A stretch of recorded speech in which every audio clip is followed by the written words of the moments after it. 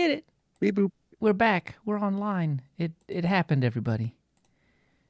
It did. Something happened anyway. Yeah, so now I got to tell everybody because I didn't know if it was going to happen or not. Well, there's that. Posty. See, I knew Mastodon was going to mess me up like that. They don't let you do a non-HTTPS thing, but everybody else does. There we go. Updated that, and now...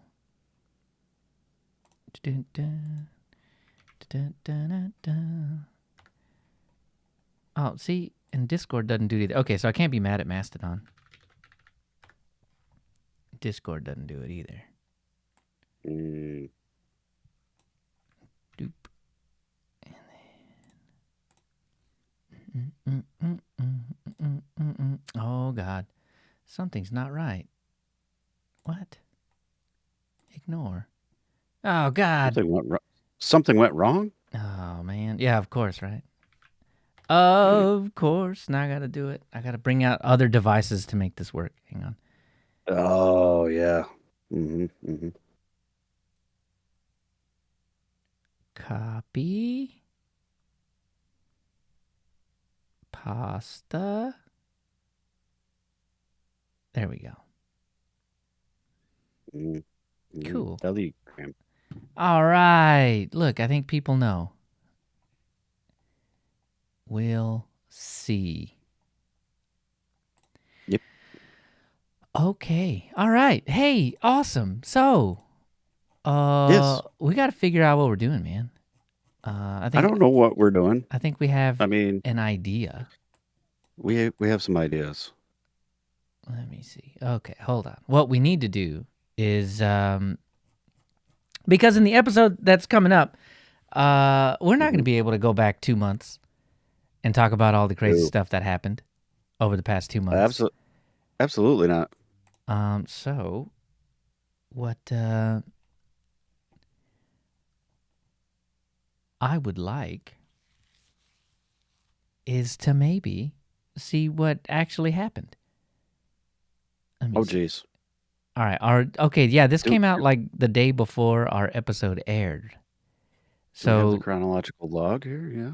Oh, no. We covered the Mozilla is eliminating a bunch of people.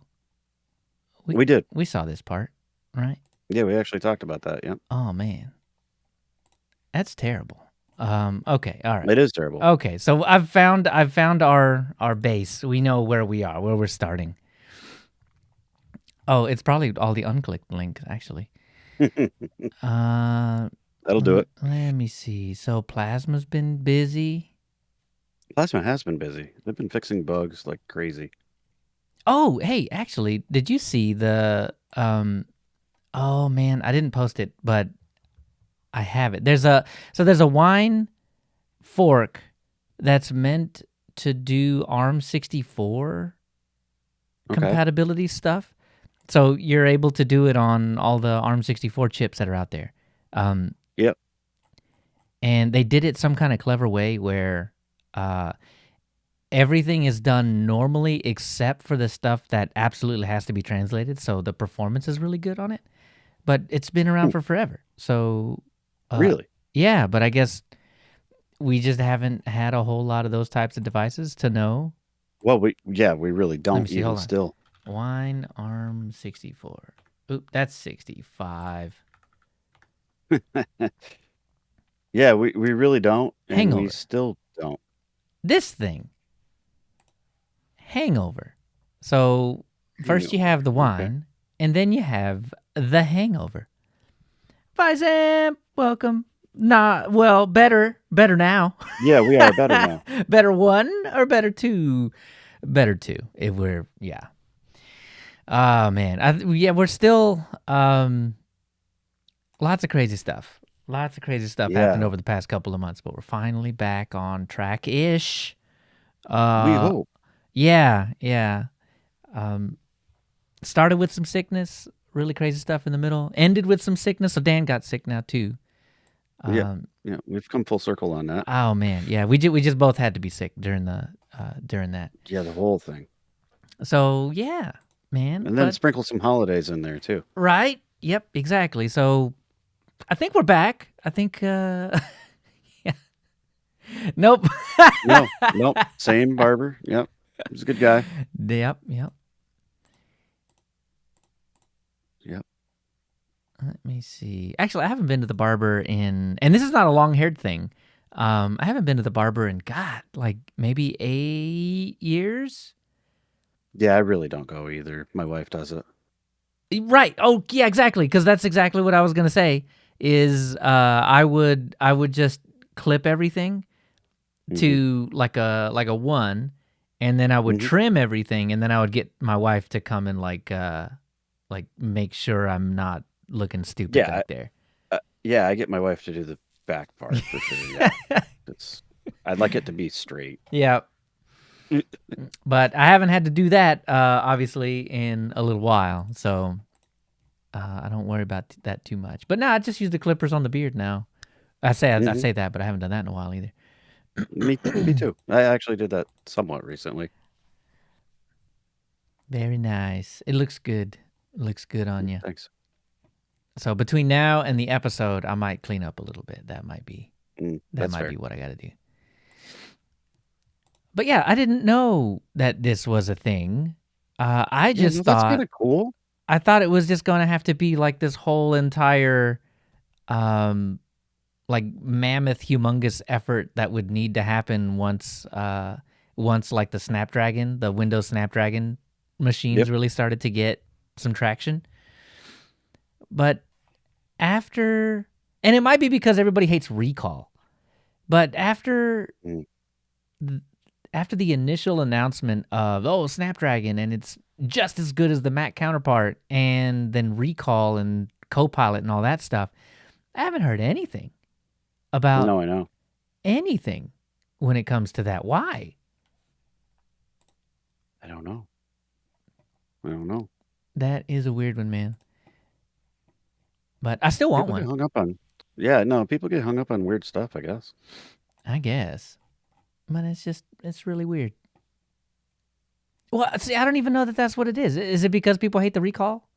Or is it just because the chips really didn't live up to the hype? Well, that could be, but I was thinking, yeah, recall. But that, I mean, yeah, you're probably right. Does make me wonder. Does Probably make some me wonder. inflated numbers there along the way, right? Yep. That's all I can think, man. I don't know why else. Hang on one sec. Neal, welcome. Oh goodness, he made it. Hang on, I gotta pop you back out. I don't know why it does that. It just gets out of sync and Oh yeah, where'd I go?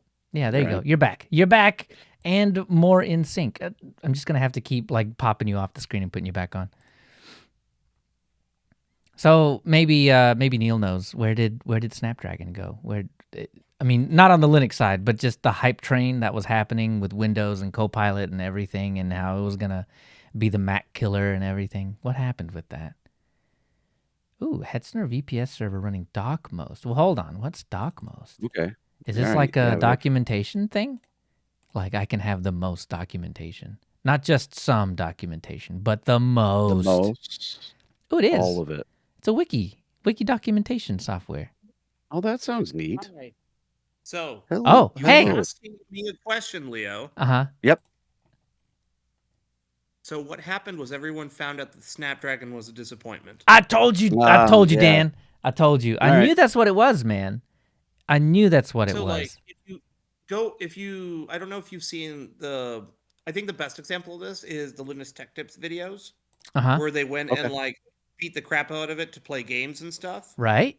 And, like, a surprising number of common tasks, including gaming, really did not work that well on those devices. Yeah. It's, A big part of the problem is that the cores are weak anyway. They're still weak mm-hmm. compared Yeah. to what, uh, and they're actually like even from a Linux side, a lot of the hype went away because people realized that the cores were locked down on Linux. Like you couldn't access all the features that are actually part of the chip. So, Oh. for Right. example, you're locked out of the virtualization features. Oh, and stuff that's like that. So you terrible. can't use KVM on those chips, No, Wow. that's not good. like at all.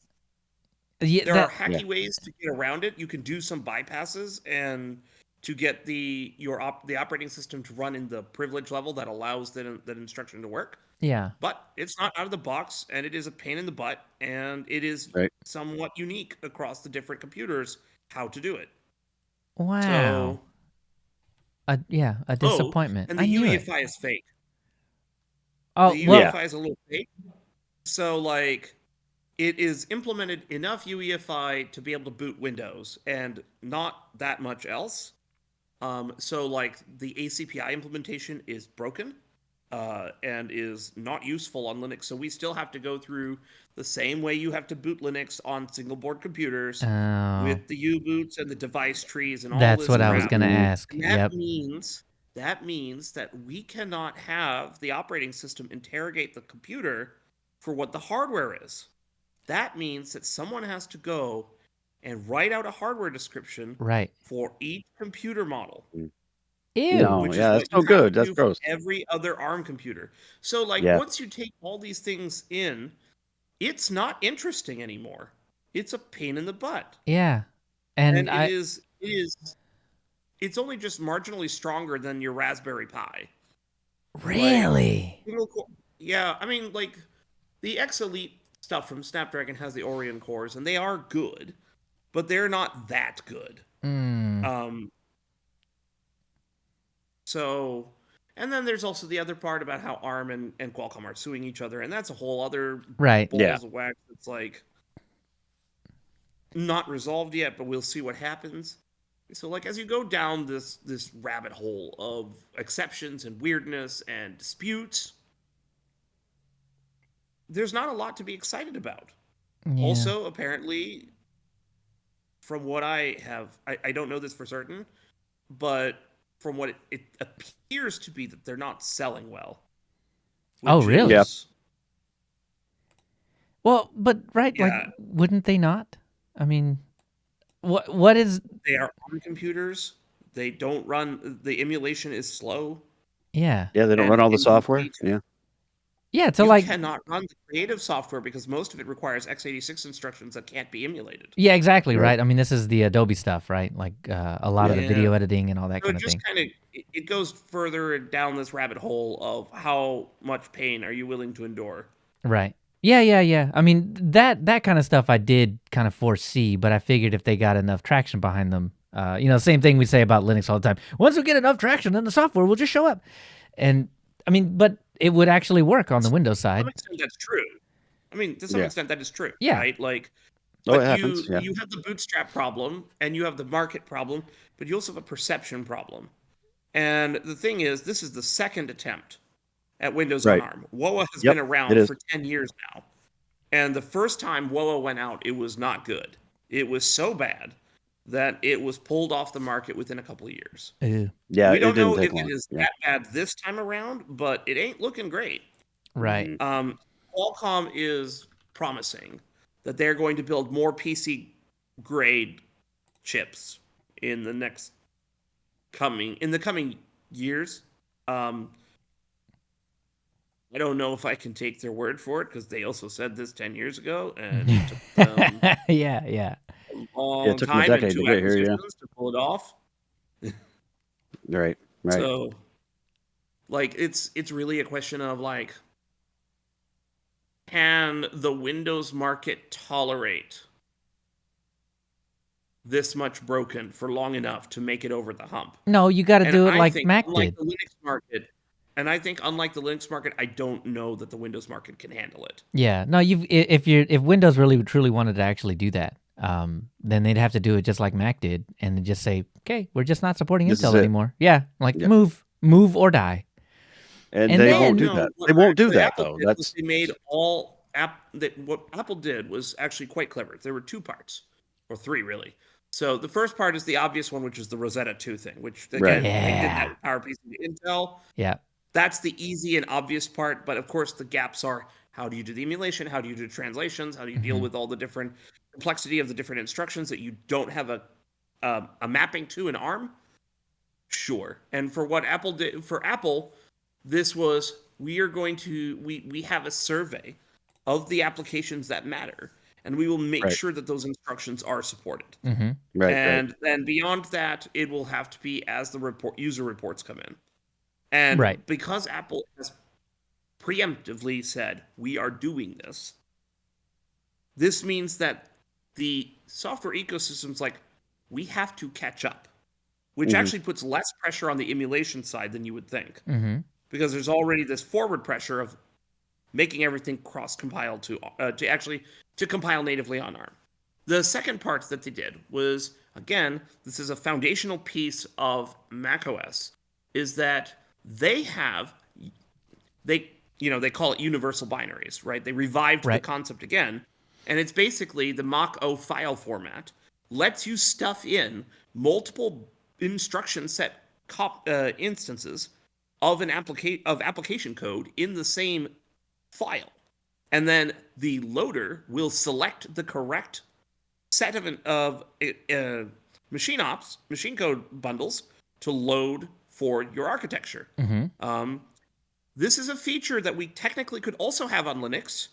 If you go back, 15-ish years, Ryan Gordon, the guy who does SDL and stuff, like he had a project called Fat Elf, and the Linux kernel people were not amused back then and didn't really take to it. But I still think that the Fat Elf concept is probably the most natural way to do stuff like this. And we are also having this conversation with x86 now having these stupid microarchitecture sublevels with the V1, V2, V3, and V4. Right. And people want to use those optimized levels, and that's great. But like literally the worst of all solutions is currently going on right now, which is we're just going to have path mutations and library path loader mutations and all this stuff because we don't want to be bothered to just say let's do the Mach-O thing with Yeah. Elf and then just put those instructions in there. We'd also solve a lot of other problems like how do you do cross grades? How do you do multi-arch? How do you do all this other stuff? Right. Like tons and tons of hacks that we currently do today would go away if we just decided that binaries could be multi-arch. That would be Right. kind of just cool. like That'd be really cool. yeah. But so that was another prong in the macOS strategy, which allows them to make it seamless. People would seamlessly upgrade, and then remember, you have to remember this that Apple's Time Machine moves applications into backups, Right. and then you have the Migrate My Mac feature, which moves the applications to the new Macs. Right. Having universal binaries means, from the user's perspective, it just magically freaking works because Right. it moves over and it is still native on both architectures. Hmm. And so making it seamless and functional like that is really, really bloody important. And they just It has to be decided easy. that was done. For Yeah. Windows, that doesn't exist. Another part of this is that the ARM architecture has a different call size. This is getting really into the weeds, but the way that executables have their exception handling and call stacks are different on the different processor architectures. x86, ARM, Power, whatever. Like every architecture Windows NT has supported has had a different calling convention.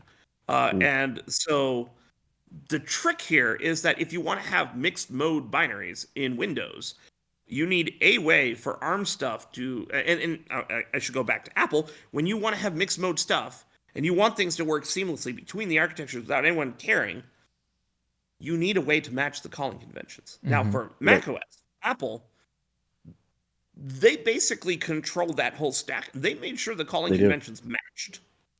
And actually, in Linux, so there's two things: calling convention and memory model. And so this is instructions like TSO on ARM, which lets you emulate the x86 memory model on ARM in an efficient fashion.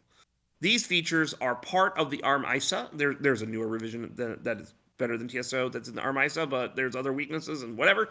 Not the point. Point being, Apple put effort in the hardware engineering to make it possible for the chip to be efficient at pretending to be an x86 register set for emulation.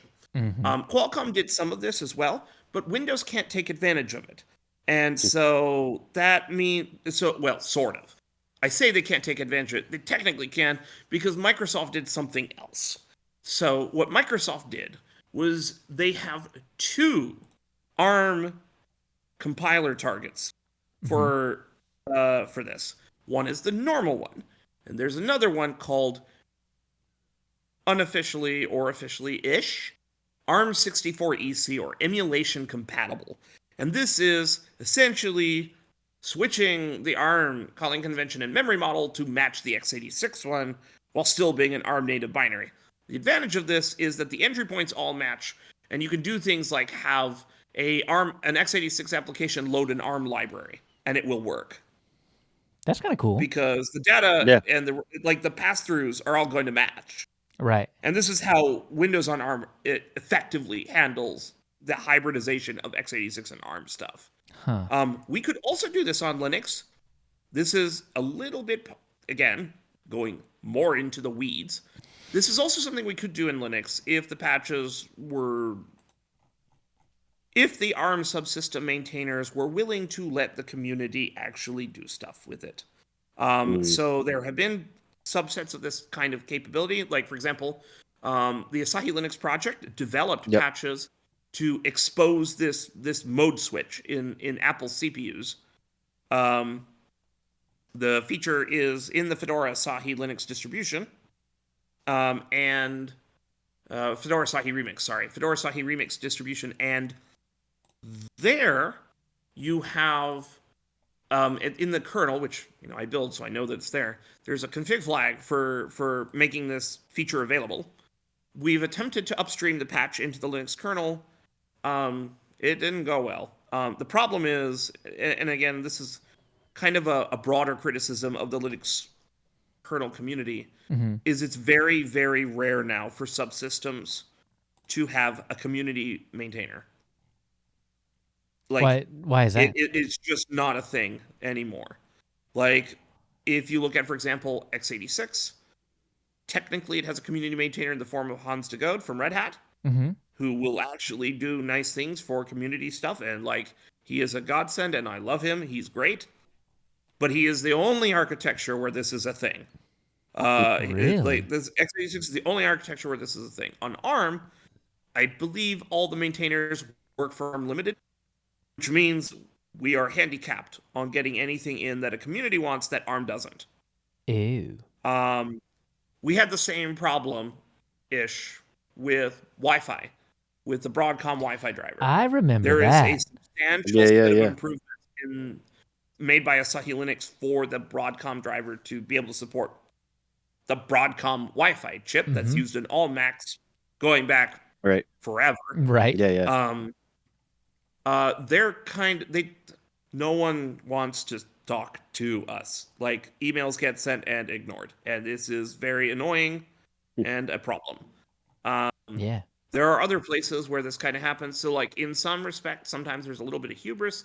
Some of it is, I think, that the fact that we do not have a bypass for cases where maintainers are being sort of like, Linus Torvalds is the ultimate thing at the end, but he doesn't step in very often, right? Like, it's not his bag, and that's fine.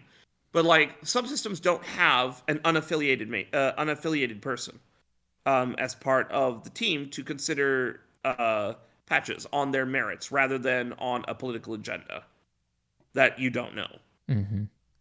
So, like, when you have subsystems and drivers, like, AMD is a weird exception to this because they're actually very nice people that will actually do quite a lot and accept a lot of things and are very open. But a lot of the vendor-controlled drivers in the Linux kernel project are just not that are not really that open to community stuff. Right. And so it becomes a very difficult thing for us to match what Apple is doing. So not having FatElf, not having the ability to get these features that is the maintainers who work for other companies are like, we don't like the mere existence of this feature, even though the users want it and they're writing code for it. We don't care. They're not coming in. And again, that's the right of the maintainer to do these things. But like, sometimes it's really hard to tell whether the judgment is based on the actual merit of it or whether they just don't like it because they don't like the fact that it exists. So they don't give you the feedback telling you one way or the other. It's just a no. Well, they'll give you the feedback. They'll give you feedback. It's just, sometimes it's hard to feel like it's actually like a genuine. Like Yeah. it's not that it's not the whole truth sometimes is what I it feels see. like. I see. Um, again, they're doing a lot of work and like it's tough and whatever, right? I'm the maintainer of enough projects. You know, Dan at least knows that Yeah, this is you definitely You're everywhere. so like I get it, but at the same time, like one of the things that I have learned as a maintainer is that having an ego is stupid. Oh yeah, You definitely. have to you have to be willing to consider other people's point of view, and you have to be willing to let go a little. There are obviously limits to this, but it this is a big part of the reason why I have actually worked very very hard when I was employed by companies to separate my open source work from what I do for my job, Hmm. because when they're tangled together, it can get very difficult to provide clarity to contributors when you do something that maybe your employer doesn't like. Right. Yeah, Um, so this is a big steaming problem in a lot of the I'm core sure. of Linux where people started as hobbyists but now have turned into gainfully employed people that have to follow particular things. Like a lot of Right. it still burns me up that one of the very prominent Linux kernel developers called everything that the Asahi Linux project did to develop a GPU driver completely in Rust that doesn't crash, that follows the conformance test, passes, and has reasonable performance, a toy. Oh, right. Right. Yes.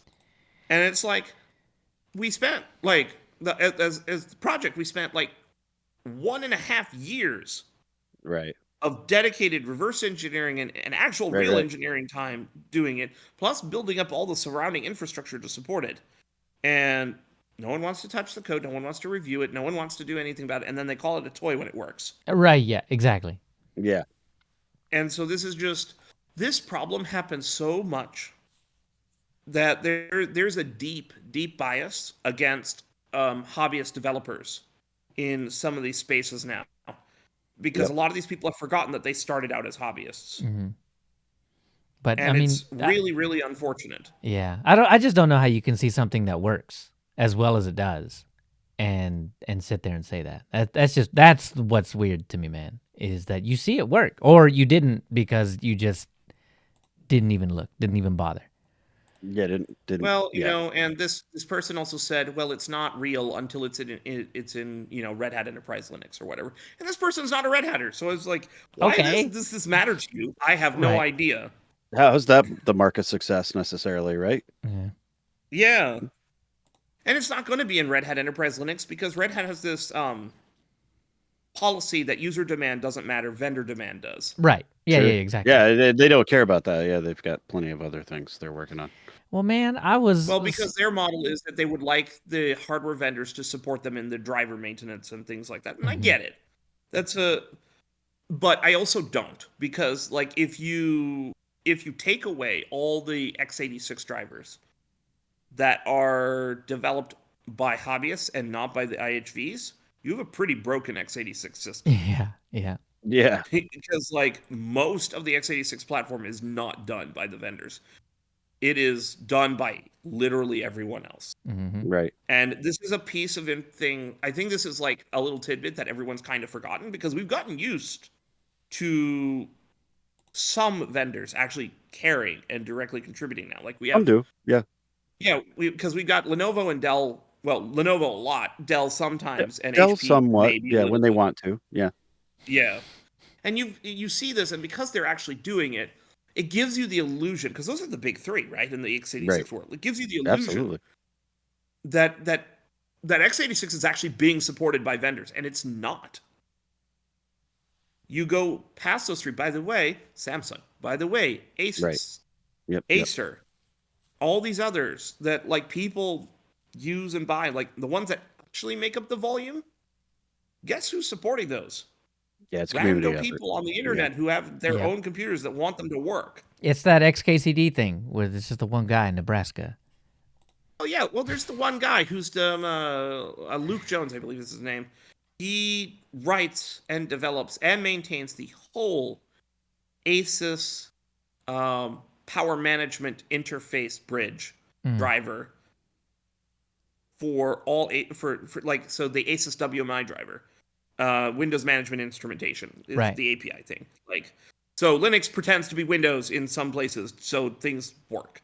And WMI is one of kinda those awesome. things, and for a lot of the platforms, that's the only way to do the management and really know things about the computer.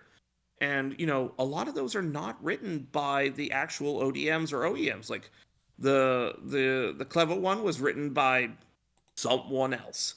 The Clever one is of course reused by lots of vendors like System Yeah, I was gonna 76 say, and yeah, Yeah. Slimbook and whatever. that's the And white you label have one. then the vendors like Yeah. Lenovo, who actually like manage their own Think drivers and like do their Right. own contributions for all that. But then you have Asus and HP and all these others. Like even HP doesn't maintain their own driver in the Linux kernel. It's other people doing it.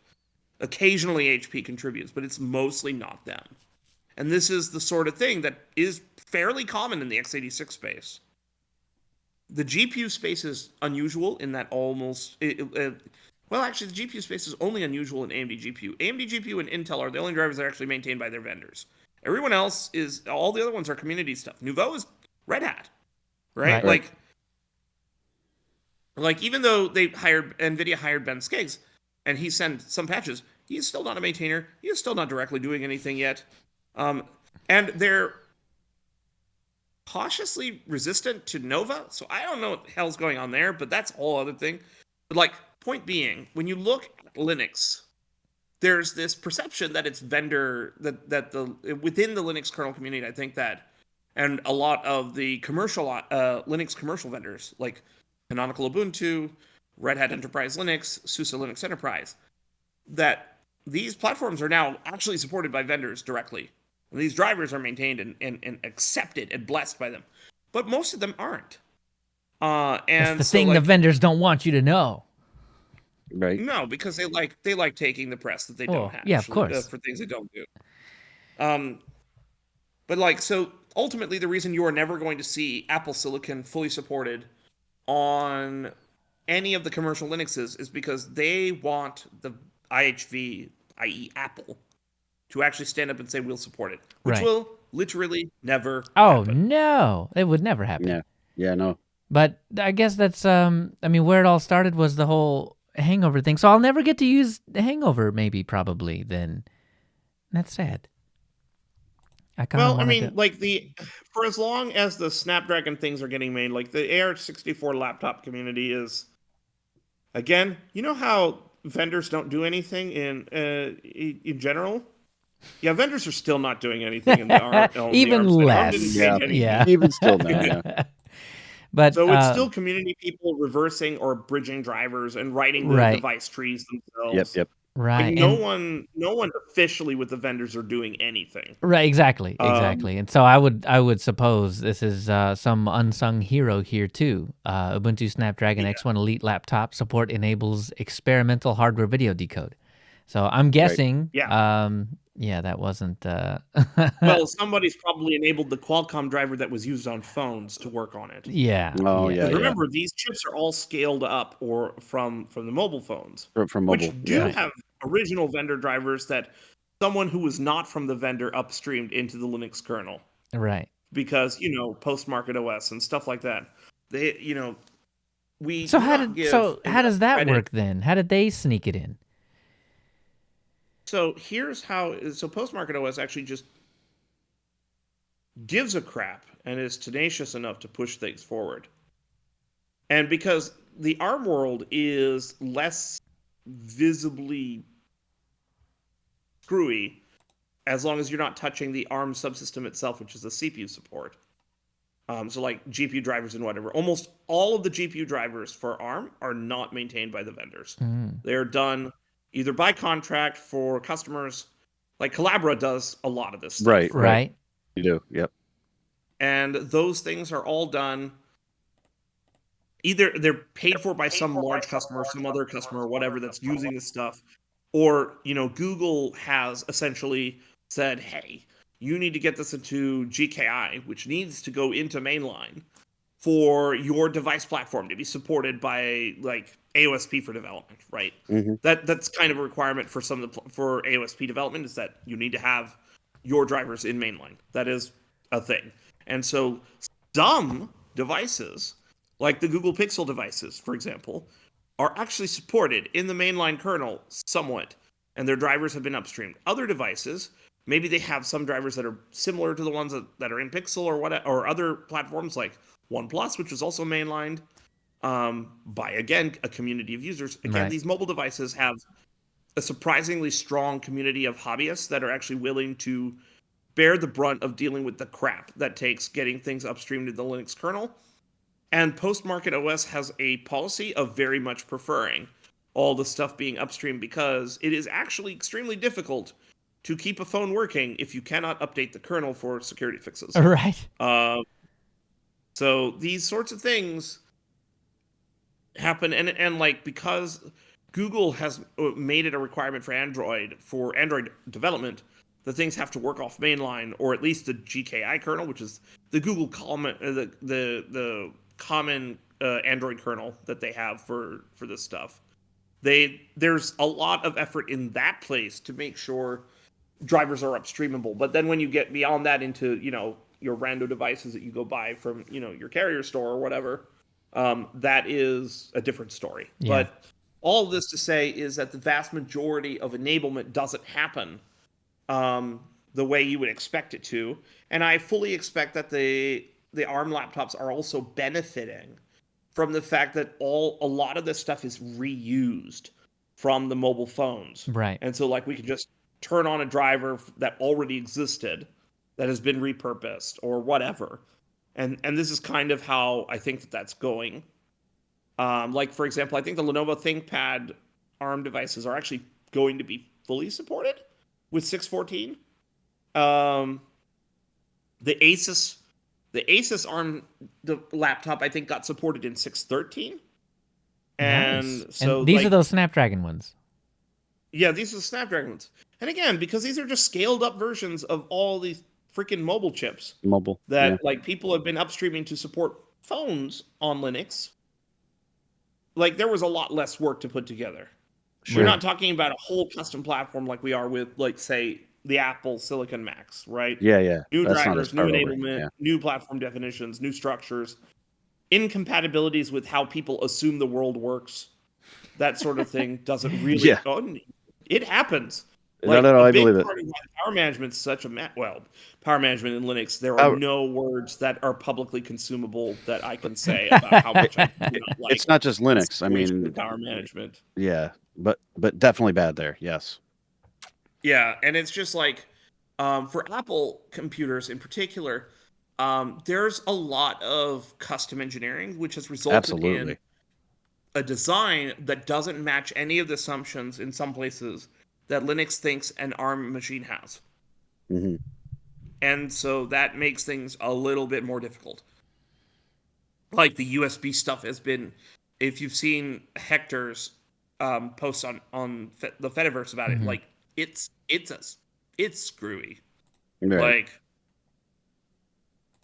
and so these are just and because the ARM platforms are just, they don't have a spec, they don't have a standard, they don't have even a convention. You basically are on your own for every platform to support. Like, you got to figure it out. That is the one thing that I keep hearing over and over again. Yep.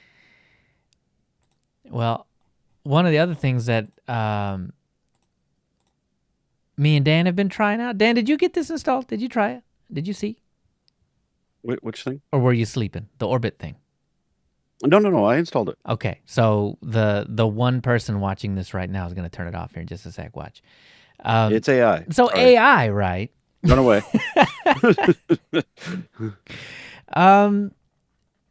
I don't know how I feel about it anymore, man. Like, first it was just glorified spell check, but it just keeps getting better and better and better and better. I don't know if you've seen like the paid for models, like the ones that you have to spend money on, but we have access to some at work. Oh, and, nice. Yes. So I don't have that. So, but I have heard good things from the folks that do. It like I was extremely skeptical going into it, Mhm. and I still am generally very skeptical of anything anybody says about it. All right. But when you see it for yourself, man, when you see how well it can do, how right, and not just like asking it what you should have for dinner or to help you create a D&D campaign. Like we could do that a year ago. But with Uh, the sheer speed that these things are getting better and better and better is kind of scary. yeah. But so that's the new stuff. I guess that's like the what is it, the O1 that ChatGPT put out, and they put O3, and then they were screaming their heads off about how DeepSeek stole it all or something. Right. And then somehow, well, it stole their data, and then used their data to make a model that is head and shoulders faster than anything, requires less processing, et cetera, et cetera, et cetera. So we don't get to play with those really yet, unless this Mozilla Orbit thing actually starts to use it. But so Mozilla Orbit does a lot more than what I originally planned on talking about. So I installed it the other day and just started having it summarize web pages for me. That's what this thing does, right? So this is Mozilla has a front end for an LLM, one of these models that'll like read a page for you, watch a video for it won't watch the video, it just goes through the transcript. But it'll go through the Yeah. transcript of a video and it'll summarize Yep. what's Summarize, yeah. going on. And it's fine. It's pretty good generally. But remember, this is like the GPT-3 level Right. Right. models that we're talking about here. These aren't the new ones that just came out. That will certainly be superseded in about 3 weeks by something else that's even huger. Well, you know it. But that means, though, maybe we get like the stripped down O1 model behind Orbit, and then it gets better. But I came across an article today on Reddit. They were talking about how Seagate is up to old Seagate tricks, right? Something about 10 years ago, they were like, I forgot what they did 10 years ago, actually. Now, I'd have to go back to the post because they reminded me what was going on. They misrepresented drives Okay. as one thing, and then they weren't that, and they were underperformant and stuff like that. So right? kind of like Western Digital did with their SMR, CMR, all this stuff, right? Like, I think surely they did something similar, you but can yeah. use the shingled one for NAS applications. We'll even slap a red sticker on it for you to make you feel good about it. It makes you feel good, yeah. Yeah. So we're all... I mean, for what it's worth, Butterfs has zoned disk support, which means that it will be more effective on SMR drives. Ooh. Hey, wait a minute. So Shingled magnetic resonance is essentially the hard disk version of zoned storage. Right. And so that's all controlled by the same subsystem in Linux. Butterfs was the first file system to be wired up for it. Wow. Nice. So you might actually have a workable drive that didn't end up dog slow after about 6 months. Because what it'll do is it'll order the writes and do the right thing for RAID and things like that. Beautiful. Makes sense. Beautiful. But yeah, and so I mean, it still sucks, but like at least it sucks less now. Yeah. Right. Yeah. But Linux had to save them, and that's not fair. Western Digital is the one that wrote the code to make that work. Really? Oh, that's cool.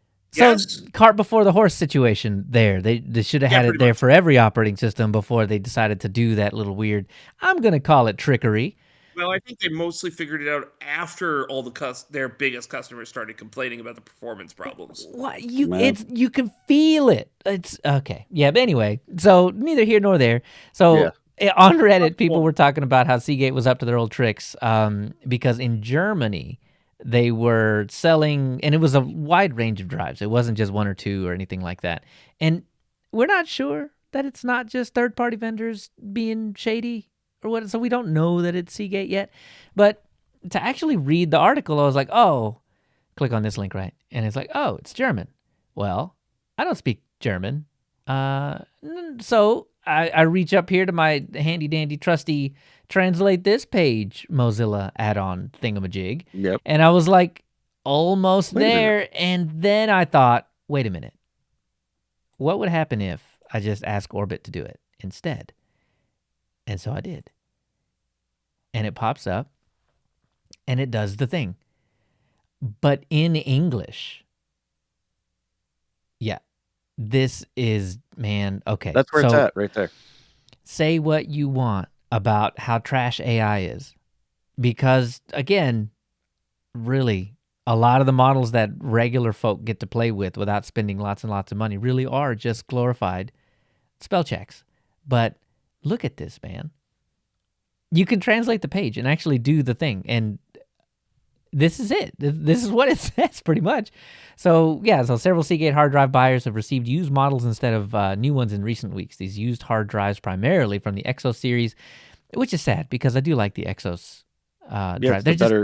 It's the better line, yeah. They're louder, so you're not supposed to put them in your living room, but, I mean, they work better. So, anyway, Well, I've they been want it to hold up. yeah, true.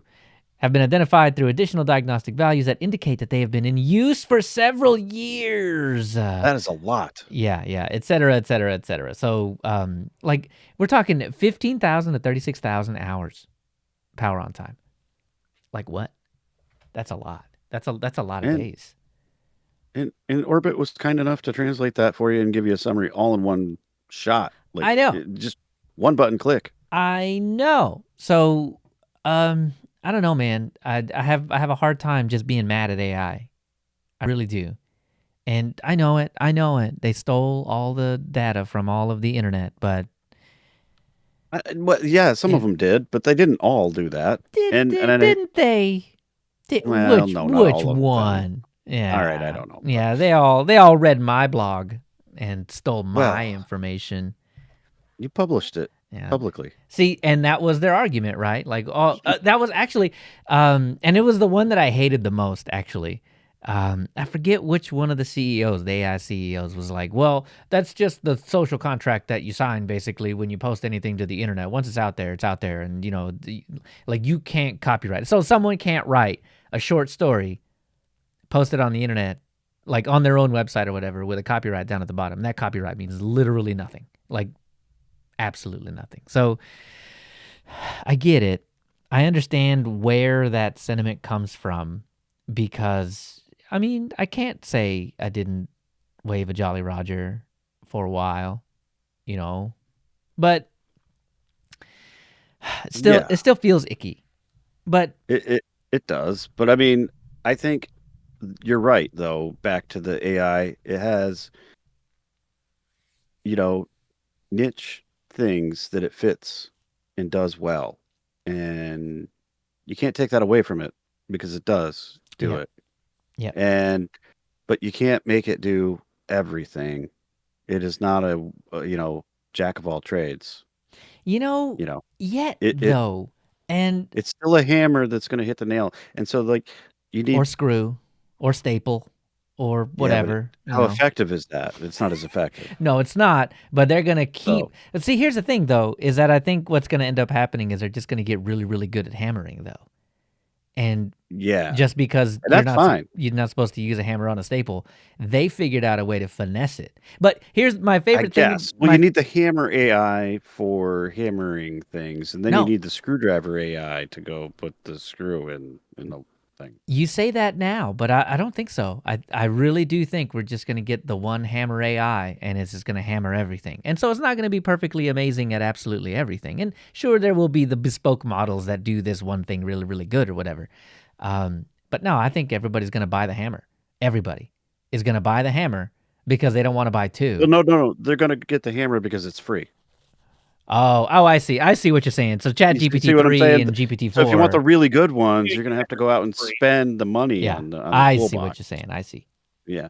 I'm getting the hammer because it's free. Right. I mean, we all do. I don't use the hammer, but it's there. Yeah. Right. And man, like, I'm getting real weak about writing scripts and stuff when I could just have it write 80% of the script and then kind of fix it. I don't know if you want that because I think you want things to be in your voice. Well, You see, do. now that's actually, when you strip it all away, that's really what I don't like about AI in general, is that Yeah. it removes out the humanity from anything. And I don't like that. That's not cool because it's I've seen it on the internet, right? It's the argument of AI was supposed to be here to do the boring stuff and let us do the fun stuff like art, but it's the other way around. AI's out here just doing our art or our code or whatever and leaving us the job of bagging the groceries, which Yeah. it's a necessary job, but I want robots to do that instead, and I want anybody else that would do that job to still be paid doing something else or something, like Yeah. but yeah, it's coming for artists Well, you know why it's that way, right? because those people cost too much. Exactly. Oh yeah. Oh, Yeah. it's always money. Oh, when you pull it back, it's always Mm. money. But man, I don't like it. Doesn't mean I don't like it. You don't So- have to like it. I mean, we were supposed to have 4-day work weeks like 50 years ago. Wouldn't that Yeah. be so cool? I think that'd still be so cool, man. Like, because Friday sucks because you work it, and then Saturday's great because you don't do anything. You don't have to do anything, right? Well, let's assuming a Monday through Friday work schedule, Sunday right? is dread. Yeah, exactly. And Yeah. Sunday, the moment you wake up is like, oh, tomorrow. Oh, Yeah. and it's, oh man. Yeah. So you only get one day off, man. So having 2 days off would be Mhm. fantastic. It would be. So see, and if it worked right, then nothing would change. They would just purchase AI subscriptions, give it to all of us, let us do our job better, faster, and more amazing, and then just leave at the end at the end of Thursday. Like that would be the best way to handle it all. But no. Or We they gotta. could just squeeze more juice out of the rock. There it and, is. I was even going to use the and then just rock hire more analogy people. too. Blood from a rock or whatever. You got to squeeze that dollar Yeah. from the rock. Yeah. Get it all out there. Because, like, Yeah. what was it? Mark Benioff from Salesforce said, yeah, we're not hiring any more engineers for the year 2025 because we got, like, what was it? They said 30% of a productivity boost across the board with AI, which, one, I find very difficult to believe. I Yeah. need proof. They work themselves out of a job fucking- there. No, what he meant was that these people are spending 30% less time because now they no longer have to write emails because people will ask ChatGPT to write the email for them. But wait, they send that and email. summarize them all. There it is. Then you have ChatGPT send that email to the other person who then summarizes that email using ChatGPT and then creates a response very torture. using ChatGPT, fills that in, sends that back, and then ChatGPT summarizes that, and then nobody ever talks to anybody ever again, and everybody's fired. Yes, This is very tortured. I want out. Yeah. I love it, man, because people at my work are talking like this, and it's like, oh God, please no, don't do that. Don't. Just write me a real human email. Like, I refuse to use it for that. I refuse to do it because it strips the Yeah. humanity out of it, which, brings me back to that point, which is, We can just go back to writing snail mail letters because, like, that'd be cool.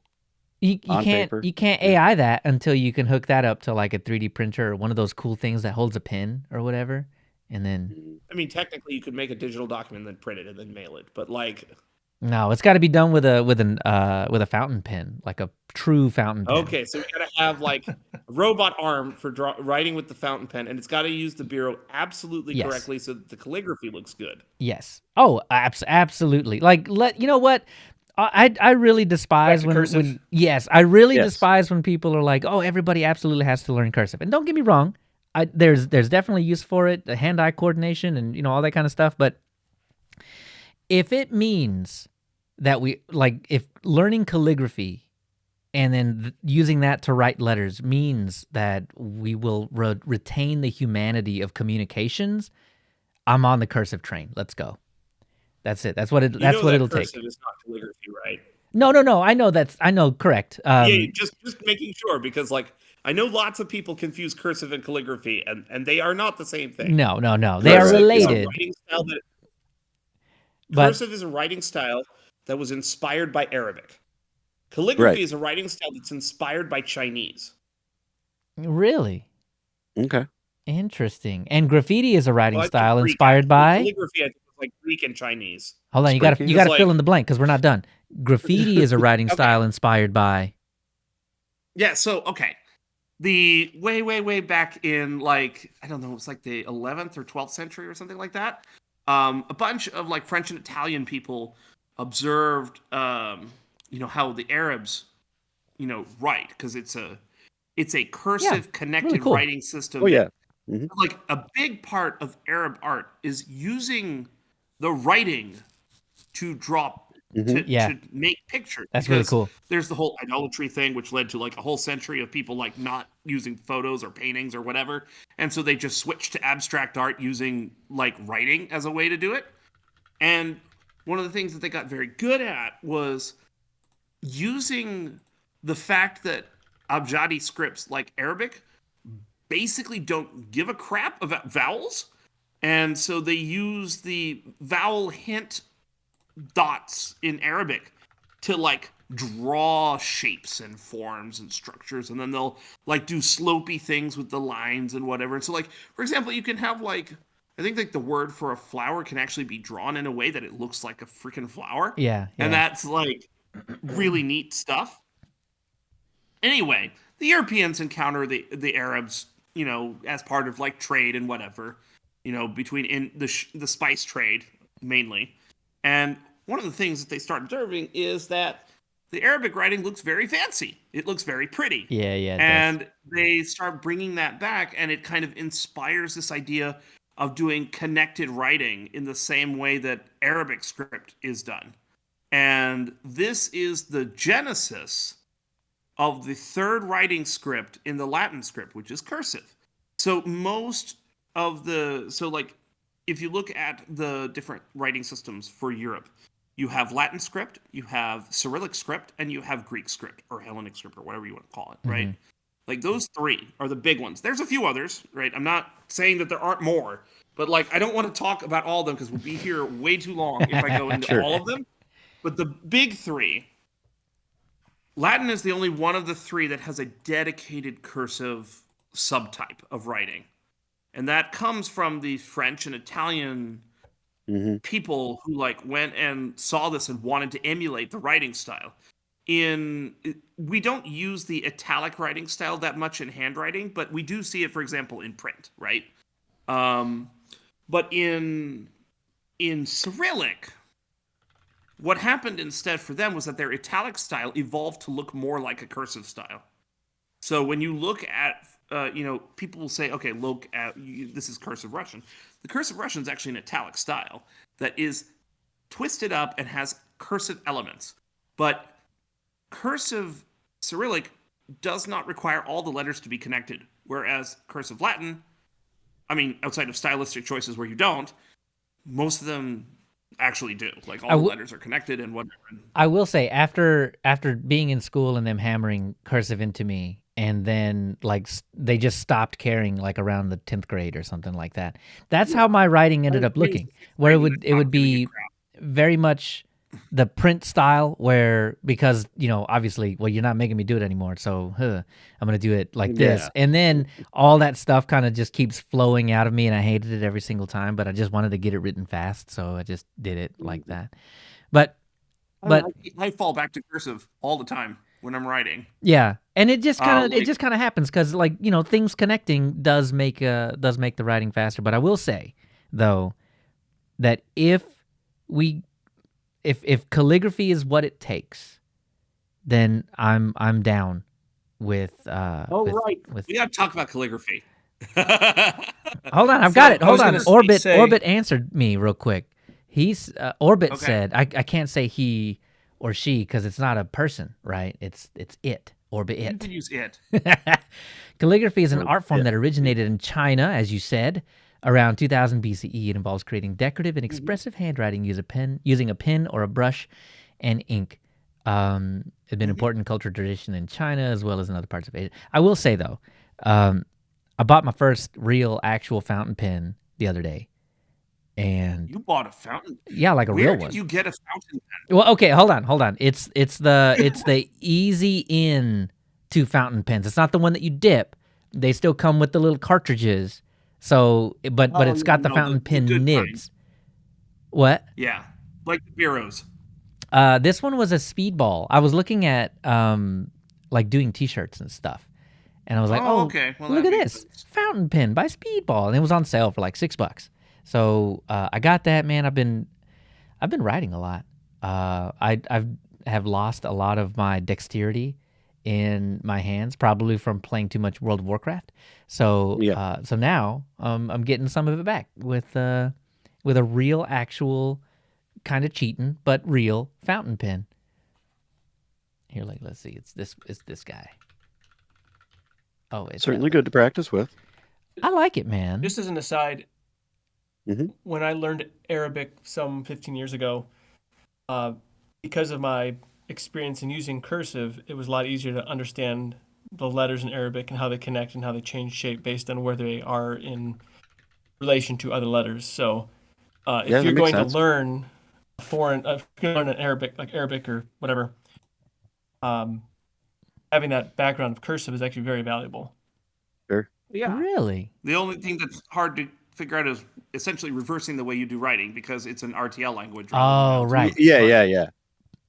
That And wasn't actually so- that big of fun a deal. fact, the reason that it was RTL instead of LTR is because like writing on the materials that they were using, which was either stone, again Hebrew is also right to left for this reason, or reeds like the Egyptians did. Yeah. And so like it was a lot easier if you did liney things and you worked against the grain Yeah. to make it like stick on there. So they went right to left instead of left to right. Yep. So this right here, I got one of these, the 1.1 mil, and it's nice, man. I like it a lot. But okay, so Nate, writing Arabic, they would have the same. Well, any right to left language, they would have the same problem. Right-handers would have the same problem with that language that left-handers have with any left to right language, right? They smear it. They write So- they write with their right hand.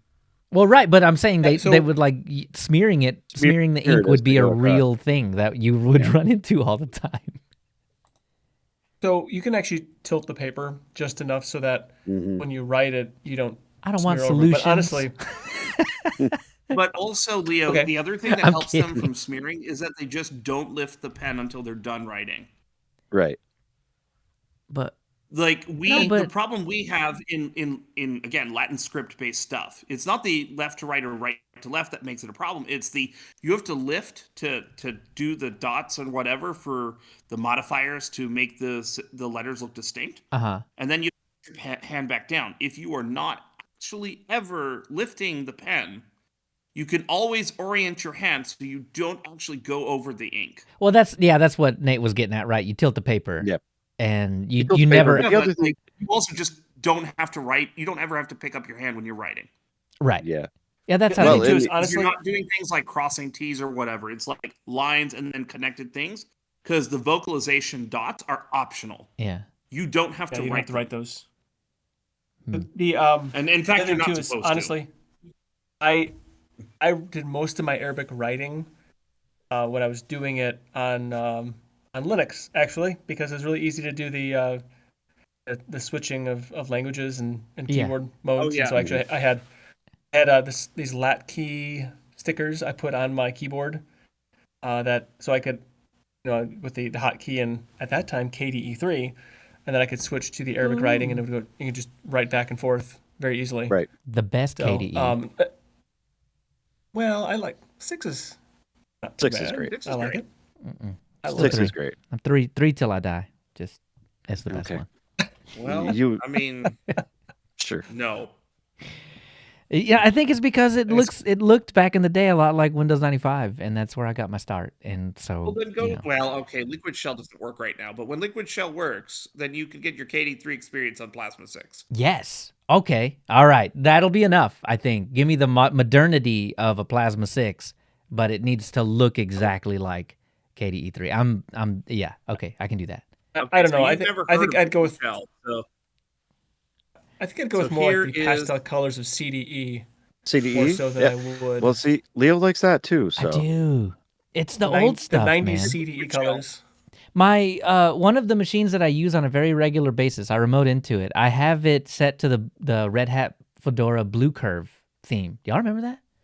Blue Curve is awesome. Dude, Blue I Curve is love one of Blue the Curve. absolute best themes of all time. And it has that older Windows 98-ish kind of look, man. And I think that's why I'm using it. Oh, here it is. So Neal, you can put it on XFCE and Mate. Look at this. Y'all remember this? Fedora 1? Mm, Yeah, I Uh-huh. remember it. Oh, Yep, look at I Yeah, here do. he goes. Oh yeah. Fedora Core I 1 remember it through very 3. Dude, just absolute Man, beautiful. Look at Mandrake that. had It a was very nice. similar style Yes. as well Mm-hmm. Yep. initially. They sure did. So, Man. Linux so if you nostalgia. check the Discord chat where we're all talking, I Mhm. put a link to Liquid Yep. Shell. I saw Leo, that. you might That's cool. find it interesting. It looks pretty Let's slick. see. Yeah. Liquid Shell. Okay, hang on. I'm going to pop you back out, Dan. Anyway, back to the writing thing and Oh, yeah. how you smear your writing. Like if you notice, a lot of it is the way left-handers write because they learn how to write from a right-hander, right? So Correct. they tend to get their elbow way up, if you will. I'm exaggerating here, and they get their arm, this way, and That's so what they I look tend like to when I'm turning on push getting push it the across. lawnmower Whereas started. Like you're bear hugging the page. Yeah, but like if you look at the way typical right-hander would write, their hand is down underneath and their elbow is like into their rib almost, if you will. So they're writing above, where I they don't see. smear on that. So Okay. and it's because the left-handers learned from a right-hander, so now they're trying to imitate what the right-hander is doing. So Okay. the only That's way to also do why the that is same get the arm smearing all the can way happen for around. a left-hander in Arabic too, because Yeah, they're learning the wrong way to actually write. So, okay, right. I'm looking at it now, the way that I would write. And Dan, you're probably not wrong, but I think I'm kind of in the middle because my elbow's on Oh, the I was table. exaggerating. Well, Yeah, right. I know. My elbow's on the table, but only because I'm lazy. Like I could I can definitely write with like my elbow to my side, essentially. I can definitely get that done, and I think I can do it well. But yeah, I think I just like to lean. If you watch any episode or just watch me in general, I'm leaning all the time. I heard this is an American thing. Am I just extra American? Oh, well, right. Oh, see, now in Texas we have a thing called, well, I think everybody had them, but we called them lean-tos, and they were just things that you would lean on, right? So it's I I mean, is it? Let me see. Simple structure.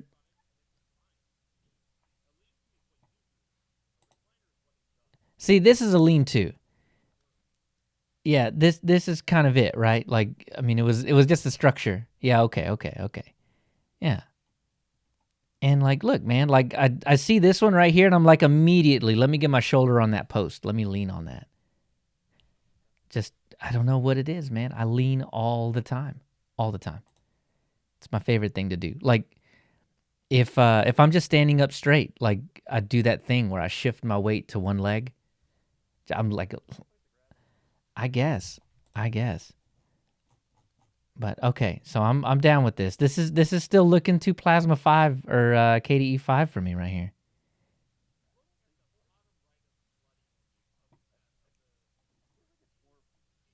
This is it. Yeah. Down at the bottom, yeah, the menu for sure, down at the bottom. But does it come with? Now, this is the most important question. Does it come with that cool greenish futuristic cityscape wallpaper? That is a must. It is a requirement.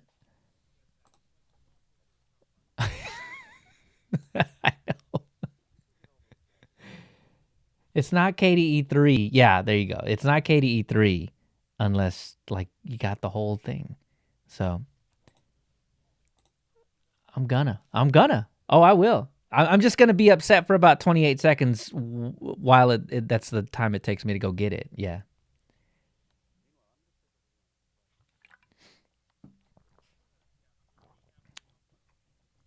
Okay.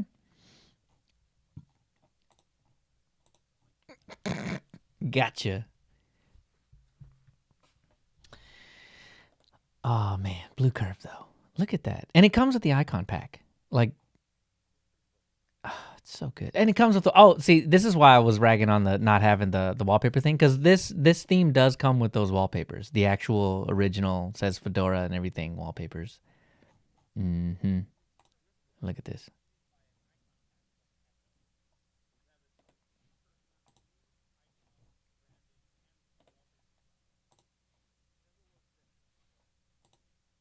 Is that something I can look up that I can go see? What is it called?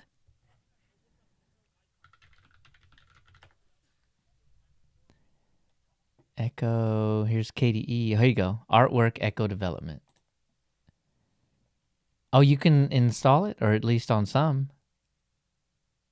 Echo's now hosted over here.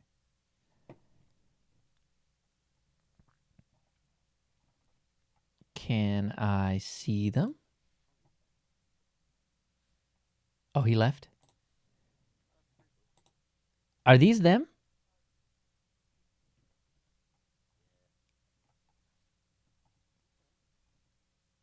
I like those.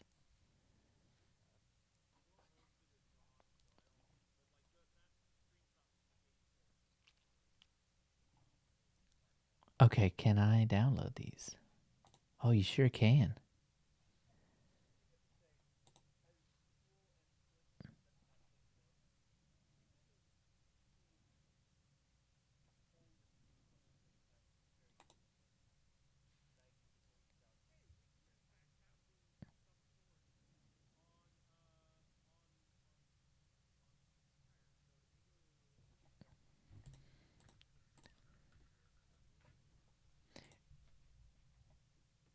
Nate, what were you saying was cold and brutal?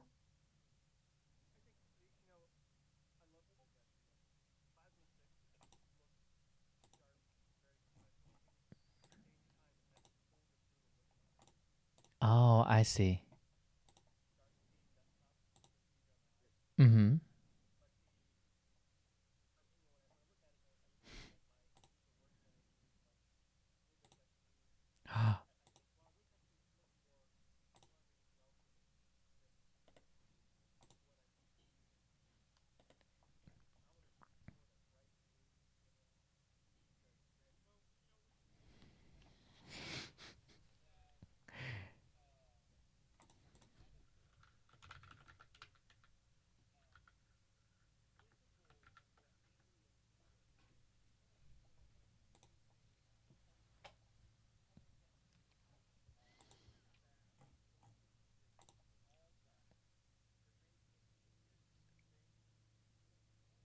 See, now that's I think that's a big reason why I really enjoyed that era of computing, because like on those windows there was a grip.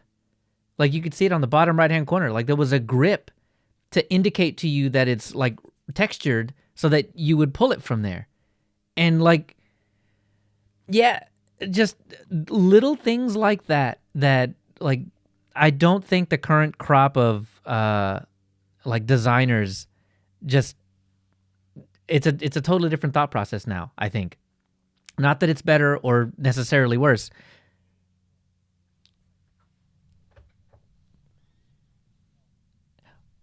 Right, exactly. And I don't know if that's just the new crop of people or this is just the way that things are now. Like we're encouraged to do it that way. But like even Google when Android was coming out, like there were shadows and things to show you that stuff was, coming out at you or recessed, even though it was full on flat. And I like the way it looks. I just think it's less functional when you flatten everything out. It gives you that feel of, I don't know what's what. Do I click on this or? But back in the day, man. Yeah, yeah. Well, you could make the favicon 1 kilobyte. So obviously that's where all the color went. I mean, how many kilobytes is that Fedora logo up there? 2 colors. 2. Oh, I'm just saying. It's tiny. KDE2. This heist.de. Look at that. Speedball, 2 colors. Oh, look at this. DuckDuckGo out here with their 4 colors. Okay, that's what's up. That's true. Well, in their Google G, let me see. 1, 2, 3, 4, 5. Okay, if you count the white background, it's 5. Look at that, the G. That's okay. Yeah, I don't know, man. Like, give me that where it looks like the G is a balloon, like get some depth to it or something.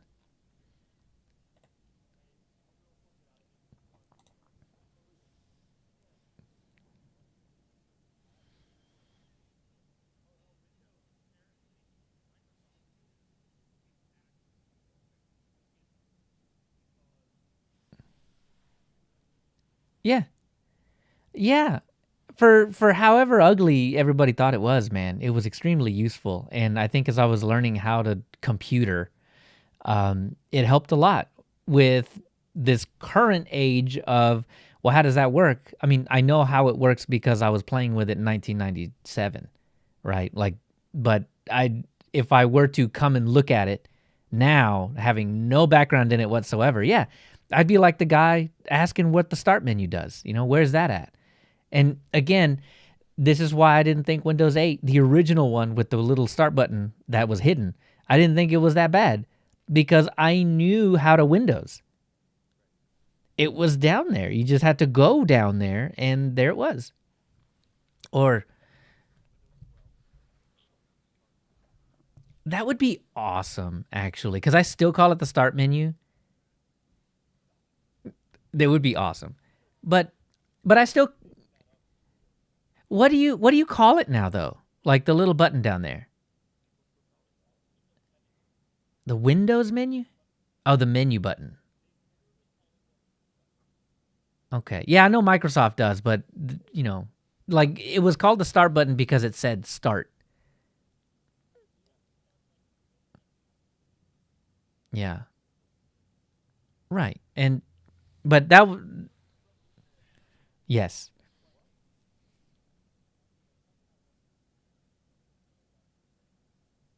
No, it sucks now. Dude, like I don't want to, when I type in the thing, I just want the application. I don't want it to send me to Edge, which is not my default browser, to then make a web search. You just come in here to say these things to me, don't you? No, what have I done? Oh, man. Okay, yes. Okay. Actually, that is perfectly acceptable. I do the same thing for work. We're a Google shop, so I use Chrome, and I hate it, but I use it because it is what it is,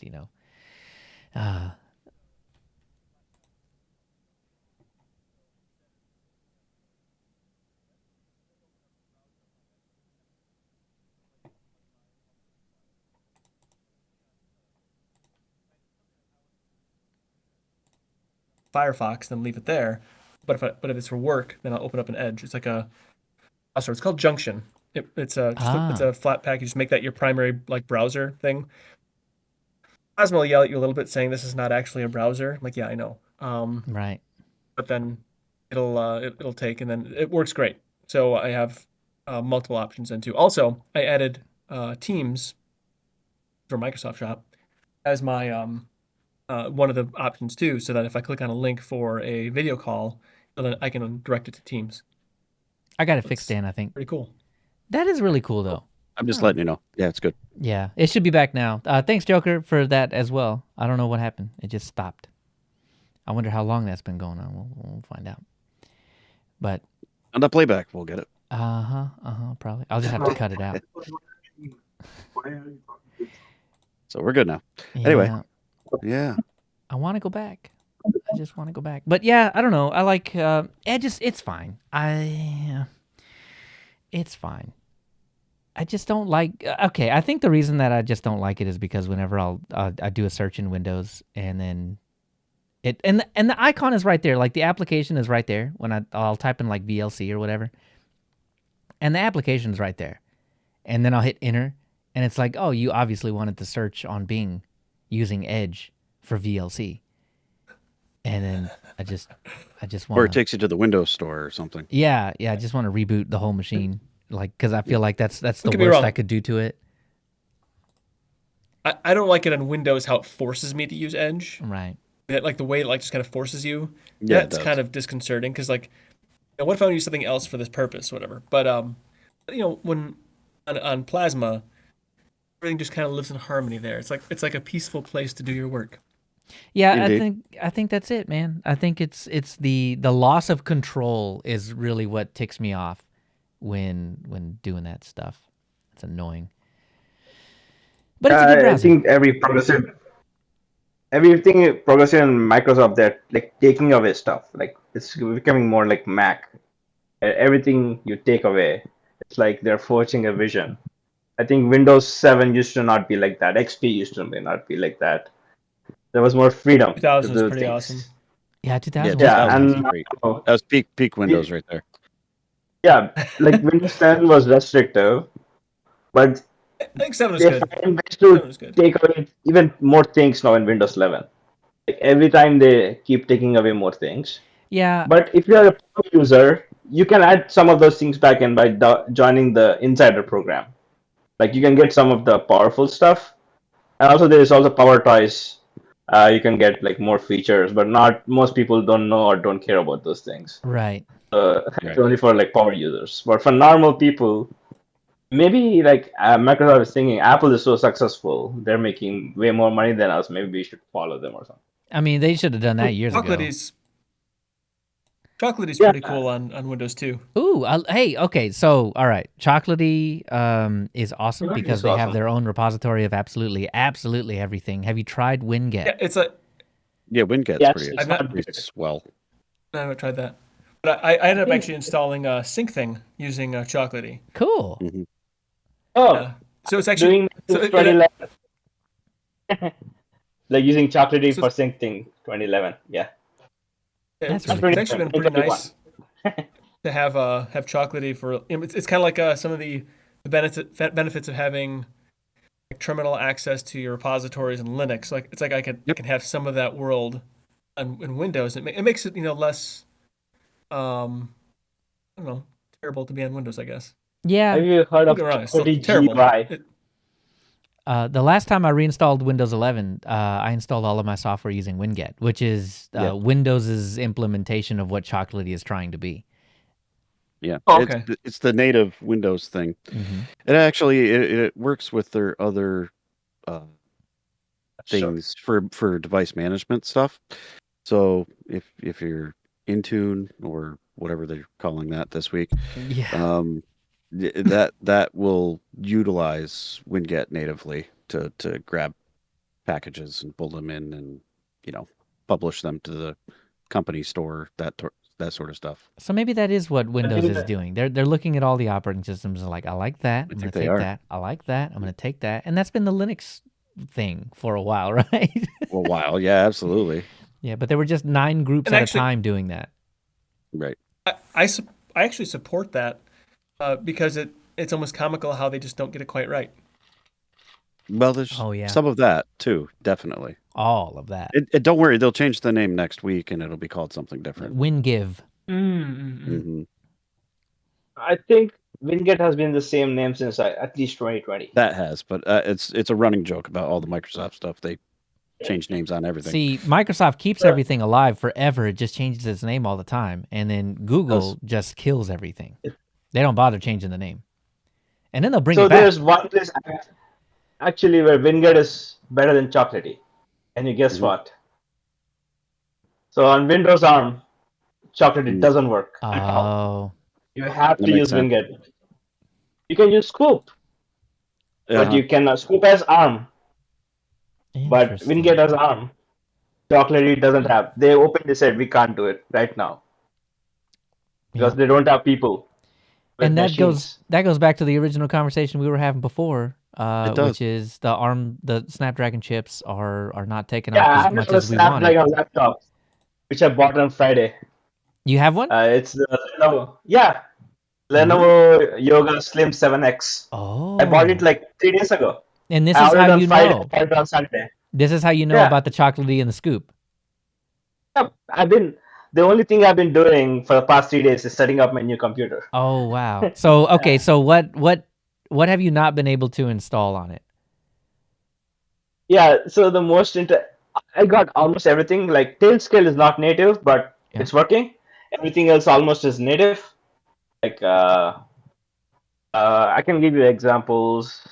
Like Microsoft Office obviously is native, Yeah.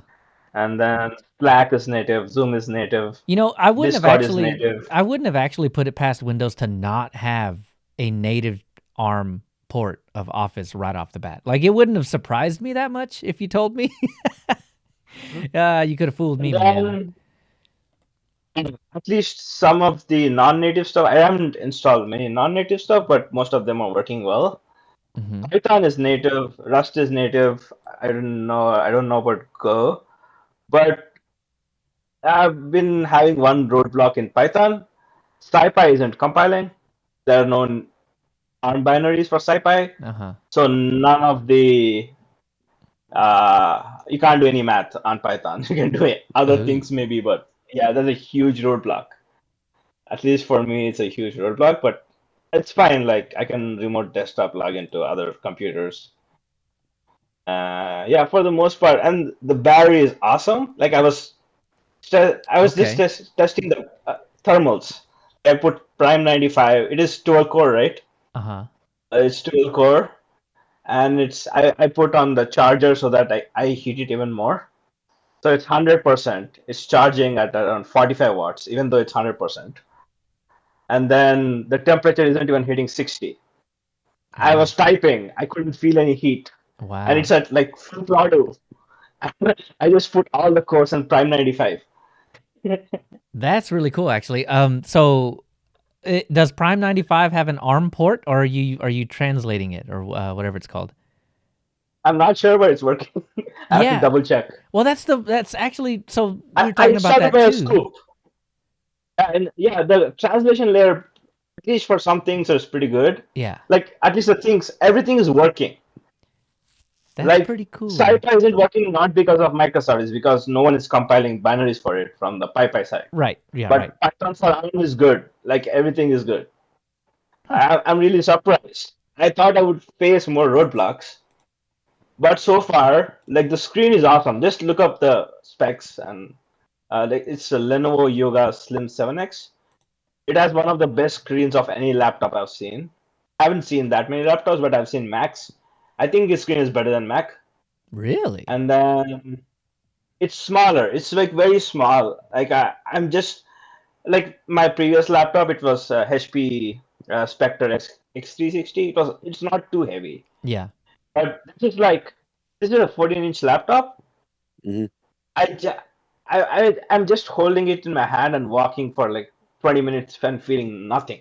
Yeah. That's how I So felt light. about the Framework laptop. I Right. would love, I man, think like this is much more slimmer. Just check the weight. It's like nothing.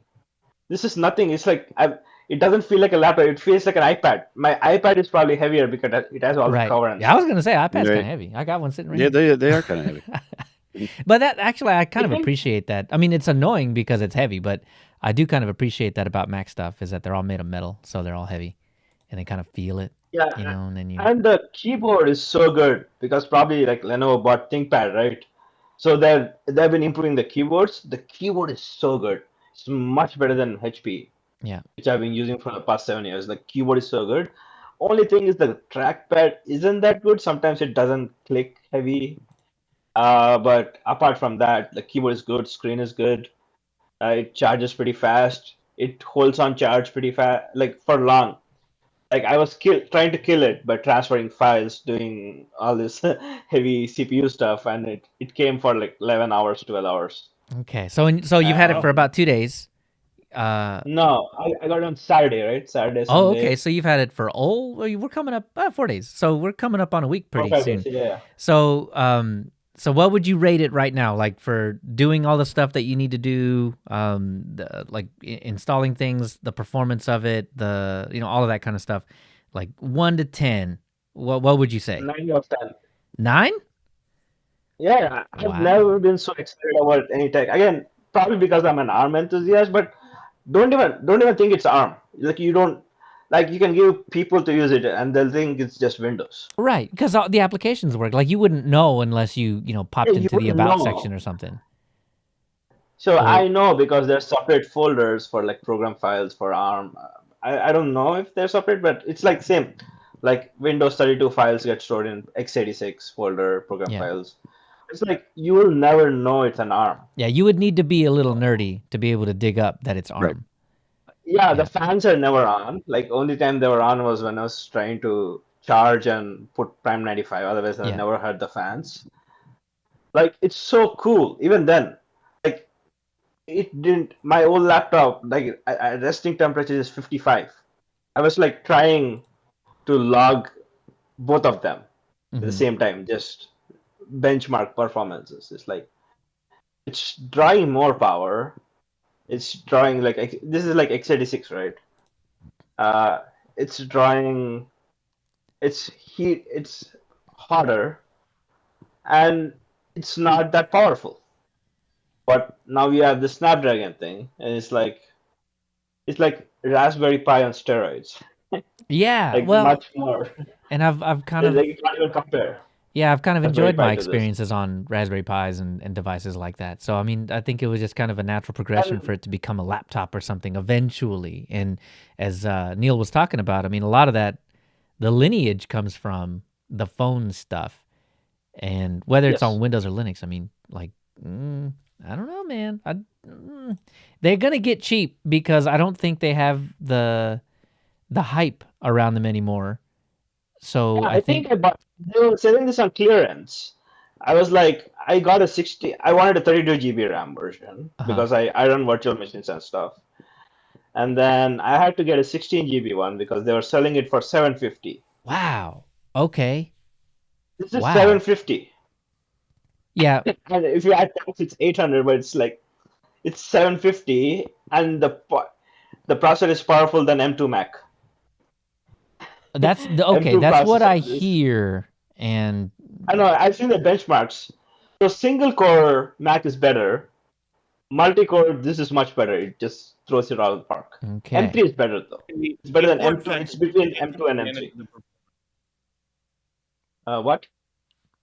The important fact is that you can't actually take advantage of the performance that's there. Right. Why? Because if the vast majority of important workloads are emulated, it's not there. The overhead is just gonna. Oh, kill the it. translation stuff you're talking about from x86 Yeah. to ARM. Oh, everything Yeah. is native. Yeah. There's a Everything lot is of native. there's still a lot of native stuff on it. See, and I'm guessing it's really going to depend how 2025 shakes out for these laptops. That more software comes over. It's going to be interesting. Well, and the And other fact is, also, like, for example, the biggest killer app for Microsoft Office is Outlook, and Outlook is moving to being a web app. Yeah. Yeah. It's, yeah. I think Excel. I think Excel is the killer app.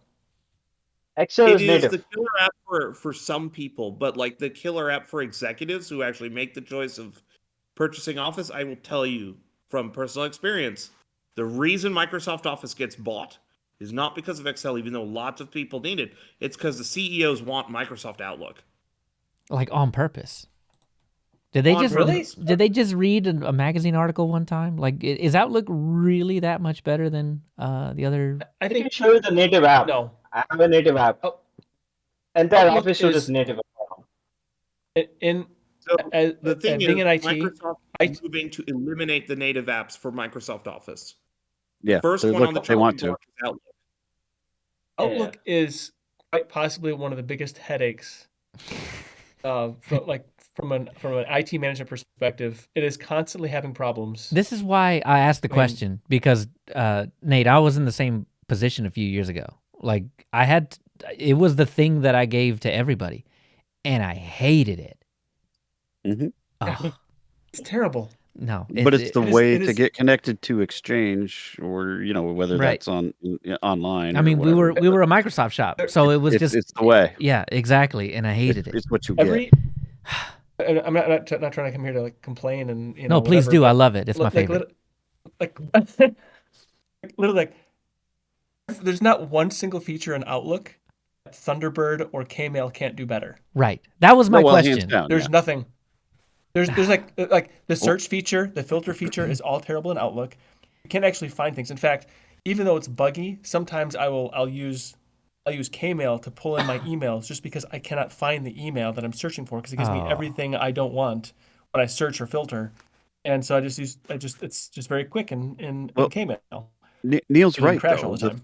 The focus is on the web now, so But- that's the only one I use is the web app. So counterpoint on this then. I use web app too. Because the web app is the focus and the native app is on its way out, that means that you are able to buy more ARM devices to hand out to everybody because I Chrome guess. is ARM. Yeah, runs it. Yeah, you can right. run it on ARM. You can run Edge on ARM. You can run, I'm sure you can run Vivaldi on ARM, but I don't think anybody goes down that far. It's either Edge or Chrome. I don't Like, think the Windows ARM64 port has been upstreamed into Chromium yet, so it is mostly an Edgium thing. Edge. Yeah. real? Okay. So, all right, fine. But Edge. like it works. That works pretty great. Yeah, you're right. That's so there you go. I mean, if you're Microsoft through and through and you're forcing everybody to use and move to the web app or whatever, at least Edge is going to give you the edge on performance. Yeah. I mean, it's definitely their focus. It's where they're fixing the bugs. It's the thing that's getting the features. And Yeah, the other stuff's speaking abandoned. about Edge, I've Mhm. never used Edge for extended period of time because I always use Chrome. I've been Mhm. using Edge. I haven't installed Chrome for the past 5 days. Much better than my Chrome experience. I've been using Chrome for so many years, That's- decade, Yeah. maybe even more. That's 40% of 5 us days now. of Edge, I'm like, That's Nate. it's so good. It's just so good. Like I can't even compare. It's not even the same. I should have switched earlier, but I uninstalled Edge on my previous laptop by some hack. I removed it. It's like I wanted only Chrome and Firefox. I happy with those two. I wanted save space. I never wanted Edge. Admit, But Edge is so good. So yeah, good. admittedly, I'm a little biased, actually a lot of bias, but I prefer my Edge experience on Linux way better than Windows. I think it actually works better in Linux. And I've had Really? it crash fewer times in Linux than on Windows. Yeah. Wow. See, you just need a Snapdragon laptop to run Windows so that you have the real edge. The real edge. Actually, I will keep using my framework laptop because I love framework. Okay. In fact, I just bought 3 more today. No arguments. It's not from me. Please proceed. Yep. I do want As soon as to PR gets approved, I'm buying another one. Ooh. They did the Risk thing. They did the Risk 5 thing. Yep. Framework did, and I'm just waiting for them to get some kind of weird Snapdragon board that I can swap in, man. Like I really am excited for the ability It'd to be do fun that. to tinker with. Yeah. Right. And yeah, exactly. And that's exactly my thought is like, well, if it sucks as a laptop, I can always just use it as an ARM board, like just a server Right. or whatever. And it'll be really efficient. Yeah. I think you're talking about like when I first came on here, but I kind of feel like ARM is a bit of a mess right now. Oh yeah. Definitely. Yeah. Yep. And So I think until that mess gets cleaned up, I'm firmly in the x86 camp. I don't know. That's I fair. don't know. I think I just like punishment, man. I think that's always been could my be. thing. It's why I was using I think there's huge financial incentives for specific companies yeah. to invest in ARM because it's power efficient. Right. It's environment and like not all companies are environment conscious, but at least try show okay we are doing ARM, we are energy conscious. Like, you get what I'm saying? Right? Yeah. Yeah. Oh yeah. I mean, it's gonna if your battery's America, gonna we last don't for care an about that. yeah. Well, I mean, what we care about we don't care that it charges whatever from the wall. We don't care. It could be a gajillion watts and we don't care. But if the battery lasts all day long without a single top up, That's what we want. that's what we care about. So I think that's the driving thing. That's the driving force pushing all of this stuff forward is it's going to last all day instead of that Lenovo that you get that may last 6 hours and then you got to top it up.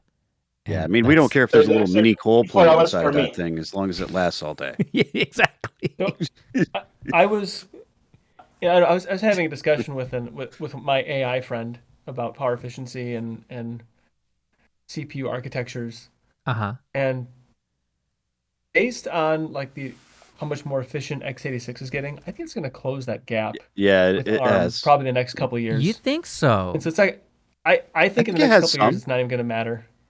It has quite a bit. I don't know I if mean, it's the- going to the catch amou- up, but it has closed a lot. Dude, the efficiency cores are still a mess on Windows. They are, but I mean, I they've mean, made a bunch of improvement on just the regular processor, so too. Oh, well, okay. Yeah. Yeah, well, I Efficiency mean, but that's cores are always a been a mess thing. on Windows, regardless of architecture. Uh, Like, well, true. Big Little is not properly supported on Windows either. Right. Right. So like hybrid core architectures are a disaster for scheduling. They're very difficult to deal with. Right. Yeah, it makes And sense. even on Linux it's a struggle. And they're like this is the principal reason why AMD has just not done this for their Right. for the stuff. Well, I Like, wanted yes, it because there's it was the a really C good core versus idea. non-C ones. Yeah, it seems like a really good idea when someone's told about it. Like, well, yeah, these are just for the efficiency Well, cores. the way they they're explain not it, super yeah. powerful or whatever. Yeah, But the reason it's a problem is because like the efficiency cores on Intel and the little cores on ARM, well, they wind up having less features than the main cores, so they have less Yeah, instructions, right. they have less capabilities. That's the difference between the C core and non-C cores for AMD. With the reason why things are not screwy there is, yes, the C cores are technically compact; they are reduced capability versions. They're reduced performance versions, but they are not reduced capability. They have all the same instructions. They have Right. all So- the same features as the normal cores. this actually They worked. just This actually worked out in Apple's favor on the. I think it was on the M1s and maybe the M2s, where all the speculative execution things were coming out, and basically the idea was like, okay, only our performance cores are affected by this. So what we're going to do is anything that is security related, we're only going to run on the efficiency cores because they didn't have hyperthreading. So they weren't actually affected by that. So I mean, yeah, but still a mess. Yeah, I just thought that was a funny story. And I derailed it all. It's fine. It's beautiful. So I've had my framework for almost 2 years now, and so that means I think for a birthday present this summer, I'm gonna buy myself one of those Ultra 7 mainboards because I got a thing I want to put the mainboard in my computer in. So it's such a fun tinkering machine too. I know. That's it. I flip the drive out of there, like, you know, and I've gotten really good at it. I've like done a whole rodeo 8 seconds thing going on with it, like to take the drive out and put Nice. another one in. No, it's not 8 seconds. It's a little more than that, but still, I'm really fast at it now. I love that. Nice too for fleet management perspective. You know, if someone breaks a screen, which has happened, Oh yeah, Yes. magically just broke. You know, that's a 15-minute job, maybe 10 minutes. man, that's Okay. really cool. I It mean- took me forever to figure out how And to you do didn't it have all. to ship it away, and nobody had to come and service it from remotely. You fixed it right Nope. there in house. And one of the automation specialists that doesn't her primary job is not to work on computers. She got it done in like just a few minutes. Like, wow, that was really easy. That's awesome. And right you're there. like, No, yeah, that that's really why I is buy awesome. these. Yeah, Yeah. you're welcome. What I want, I don't have yet. I want the bigger screen or the better screen, the 4K or not 4K. Well, yeah, Is it the- 4K? 2.8K, I think is what it is. Okay, yeah. Yeah, I want that because Oh, then yeah, but- I can scale to 200%, and then I don't have like weird issues on Linux. Where are the screens? I do 125%. yeah, 125. And this is on the. Yeah, I do 125 for my laptop screens, and it's fine. Yeah, Well, But also, I'm not using GNOME, so yeah. Plasma is pretty excellent at it. Actually, Yes. that is the highlight. That there. is It really that's is. actually my hard requirement right now on that framework laptop is if I'm running Linux on it, it has to have Plasma on top. Does it- the best. It just does. Do they not have any So right now? 6 is very non-glitchy too, which is Mm-hmm. Also, actually great. it's less glitchy than Windows with the with like the different scaling per monitor. It's way less glitchy than Windows is. I for, agree with that. scaling. I agree with that. Windows, is. the fractional scaling Windows is terrible. It's not good.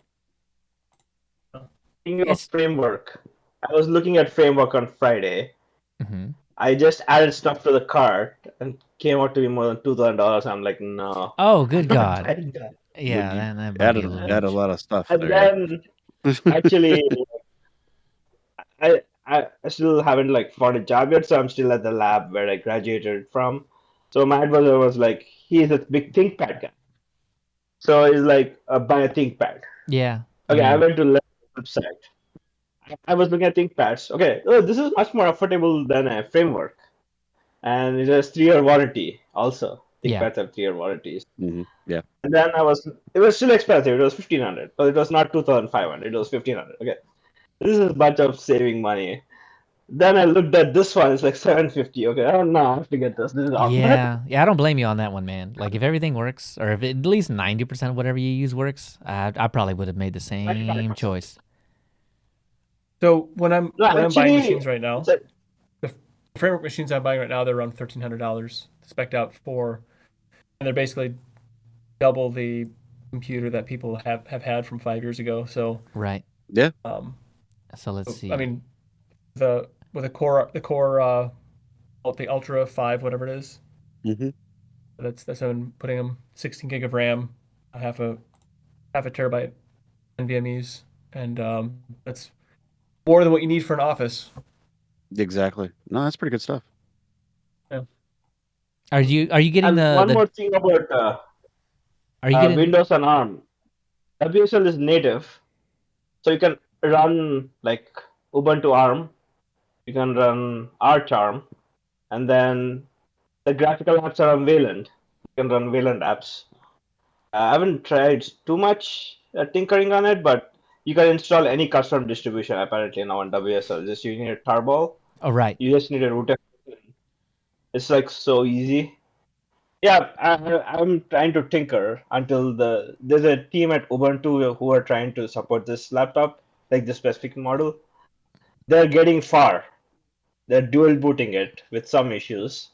I think over the next 3-4 months they'll solve most of these issues, Right. and then I might dual boot too. But yeah, it's been Linux is also getting because I think they're upstreaming in kernel 6.12 and 1.3.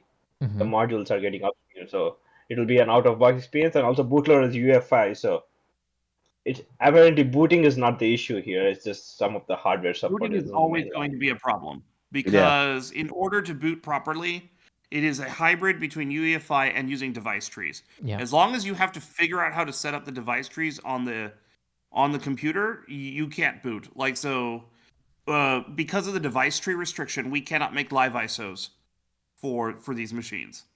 It is not possible to do a live USB install. You have to do funky things. Sad. I have to read more, but apparently there are not many issues like booting stuff, booting Linux. Like they have been running Ubuntu for like 2-3 months now. Yeah, You Ubuntu. also They can't released on boot November the 10th. CPU into a mode where you can use virtualization. Let me see. Ubuntu was doing. They just had. Oh, I had it up a little while ago. They were doing some video graphics driver stuff for the ARM Yeah, chip. well, they enabled the video decode from I think like Freedreno or whatever to make it work. Like, because it again, they're sharing all the stuff that happened for the phones. Right. But yet, it looks good. Well, it is 3 a.m. here, so I am going to drop off. Oh, wow. So- Okay, yeah. You're dedicated, Neal. Really? Yeah, he is. No, I was actually sleeping and then woke up because I needed to use the restroom. Then I realized you guys were on, and so I stuck Wow. around Well, here. that's still pretty good dedication, I gotta say. That was a long Where- pit The first stop. time you've streamed since like what? It's been a while. Thanksgiving? Yeah, yes. Yes. Yes, it's been a while, yes. Mm-hmm. We've had Wait a some minute. things. Wait a so minute. Neal went to go stream and then came to the stream. it's- That is very unfortunate. That's 3 today. That's 3. But no, it has been a while. We've had some things in the way, and we're hoping to get back on schedule. I think we're the back. regular schedule. I Yes. think. I don't think we're jinxing This- it this by is- saying I think we're back. I Well, think. we're on a streak of 1, so that's pretty good. I mean, hey, one is good. One is more than none. Mhm. That's I'll take it. progress. That's progress. I'll take it. I'm happy to be back. Me too. All right. Well, thanks for coming, Neal. Did you go? Yeah. Bye. Bye. Yeah, take care. Get Oh. some sleep. He might have just left when I made the stream joke. He almost did. He groaned so hard he just hung up. Yeah, dropping the mic. Yeah. Oh, I saw there were 4 different streams that were going on that showed up, when you came on. Oh wow. I know. And, that we Steve guy got showed you? up afterwards, but he was on earlier, so I don't feel too bad. Yeah. Yeah, well, I jump on Steve's all the time. Yeah. And then Yeah. Destination Linux is also streaming. Yep. Then something else, and then you guys. So I decided to hop on you since I missed you guys. It's like I haven't Yeah. talked to you in I forever. know. No, well, it has been a while. Yeah. I did make it to at least the chat of the last saloon, which was really nice. I kind of missed that place. I haven't seen any of them in the past like 2 months. I haven't done anything, man. It's been rough the last couple of months. We haven't done this. We haven't done anything. For you. It's been 2 years for me. Oh wow, Yeah, yeah. it's been a long time. Welcome back. Well, I mean, I'm still enjoying it, and then I guess so. I gotta tell you a little secret here. Uh-oh. Okay. I do Linux Saloon exclusively so I can learn new things from people. I'll present Sure. the problem that I have, and people offer solutions. So it's That's really it. entirely a selfish, like to Well, help push me along in my career. we get some of that too. I'm not going to say we don't, because like we'll pose a thing, and then we'll get a whole bunch of things back, and a lot of different solutions usually. Yeah. We've I done guess that a few times. that is just a unique benefit of being a weird talking head on the internet. Is Yep. that someone will tell you that you're wrong, but usually follow it up with how to do it better. Yep. Yeah. And And I'm open cool with to that. a suggestion. Yeah. Yeah. Yeah, I am very cool with that. I like that a lot, actually. I mean, I know Like my stuff is very know MacGyver that kind of I'm- situation, so tell me how to do it yeah, better. absolutely. Yeah, there's many times like I tried all these prescribed solutions and not a single one of them work, and then I consult an AI friend and they can't help me out either. And I'm like, well, I'm just gonna go blaze my own trail, and then I get further. And that's it. Yep. So you haven't talked to the new GPT-01 model that supposedly knows absolutely everything and can answer any question that you pose to it. I'm sure. I want to see it. I want to. I don't. We don't pay for that one, so I don't get to play with that one. But I do want to see it, man. I hear good things. Our AI overlords are coming, indeed. They are, yeah. Yeah. Yeah, speaking of AI, so these laptops are Oh yeah. branded as Copilot laptops. Uh-huh. So there's an NPU, Right. and they remove the right control button and put a Copilot button. So I don't Yes. even have a right control button. Yep. You So we're on don't the right need hand side. that. The AI will do it for you. I need a right control button, but I mean, so it's local, Yeah. and in the Windows Paint they added something called Code Creator. You can draw something or Yeah. paste some image from the internet. You can give it a prompt and adjust the creativity and the style. Yep. Like you can say anime style or oil painting or whatever. It's like you can either draw something and ask it to make something, or you can already take an existing image and do locally, but it won't be high quality as DALL-E because it's doing locally. Right. So maybe the It still draws better sharpness than of I the do. I'm image just is saying. low. Yeah. Right. Yeah, I mean, yeah, yeah. I would be the Yeah, one drawing the once stick that- figure and being like, make this into a character in a movie. Right? Yeah. There's something But cold it's pretty about cool. AI art, though. I mean, like, it's neat Oh and yeah, everything, no, but there's something it doesn't look right. weirdly cold and not. I mean, it's fine. It'll do in a pinch for Yeah. a thing, but it's like it's not. That wouldn't was call You know, it's just not. It's like good. it's an okay representation, but it's not great. I don't know, man. Like, I Right. think you can pass off a lot of like advertisement and stuff like that. You can get away with it. Like, as that's people are fine. doing it. Call of Duty did it. Like Call of Duty, multi-billion-dollar franchise. Call of Duty decided they were Yeah. gonna draw a zombie, and it had a sixth finger. Well, but I think some of that stuff has a place, right? I mean, it's fine if you got a six-fingered zombie. Honestly, that's pretty scary. I was Yeah, actually there's thinking. a six-fingered man and a Princess Bride. See, Well, that's and I was trying to give it credit. I was like, okay, all right, but like with a zombie though, like who's to say a That's zombie okay. couldn't have a sixth finger? You know, like I maybe mean, maybe that was part of that's. his transition was that he grew another finger. I feel like that totally adds to the story. Yeah, hands down. Yeah, man. So all right, sorry, Zombie Santa. I guess you can have a sixth finger for Christmas. But I don't know, man. Like, so there's LM Studio, which is something that I've been playing around with. So we were talking about DeepSeek a little while ago, and guess what? LLM that you can download and run locally on a Mac and Windows and Linux, but that you can download on a Mac and use the actual AI-ish, whatever NPU-ish cores inside of it, and that is the DeepSeek one. Look at this. Oh, look at that. Actually, yeah, DeepSeek R1 support right there. So these are the trimmed down models, because I think the actual DeepSeek needs a huge hunk of memory, but you can get the trained down quantized whatever models to run on something like 16, 20 gigs of memory, something like that, and then pretty much have DeepSeek. Yeah, but apparently most of it is running on CPU, at least using something called Olama. There's no NPU support yet Okay, well, it's still across any fast. device. That is what is Yeah, amazing it's mostly about it. CPU. Yeah, and this is what I've been on just per model or LM Studio or what? in general. So the framework is something called Llama and Olama. You get this is a command line. Llama is I don't know what Llama is, but Olama is like a command line or whatever implementation of Llama. So you can just type whatever model you want, you can download and implement it pretty fast. It does all the configure, like it handle. It's like it's chocolatey for models. Yeah, that's how this AI that's what models. this LM Studio is doing for you. Because there's Yeah. the quant models and But all the the other issue stuff. is there hasn't I use been too GPT much for work all. on Yeah, I've used that GPUs. too, Nate. What's that one? GPT for all. Is it a little? It's a Oh, okay. it allows You you can to download different It does. models. You Pretty can install it cool. as a Flatpak if you want. Nifty. That's how I use it. Pretty cool. It actually works fairly well, and it's fun to explore the different models and see what they're good at. Honestly, Right. Yeah, I've been digging into it, man.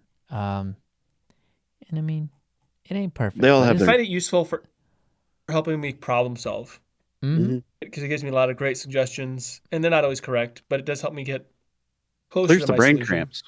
Yeah, I feel like right. It gets you past the humps that you can't get over.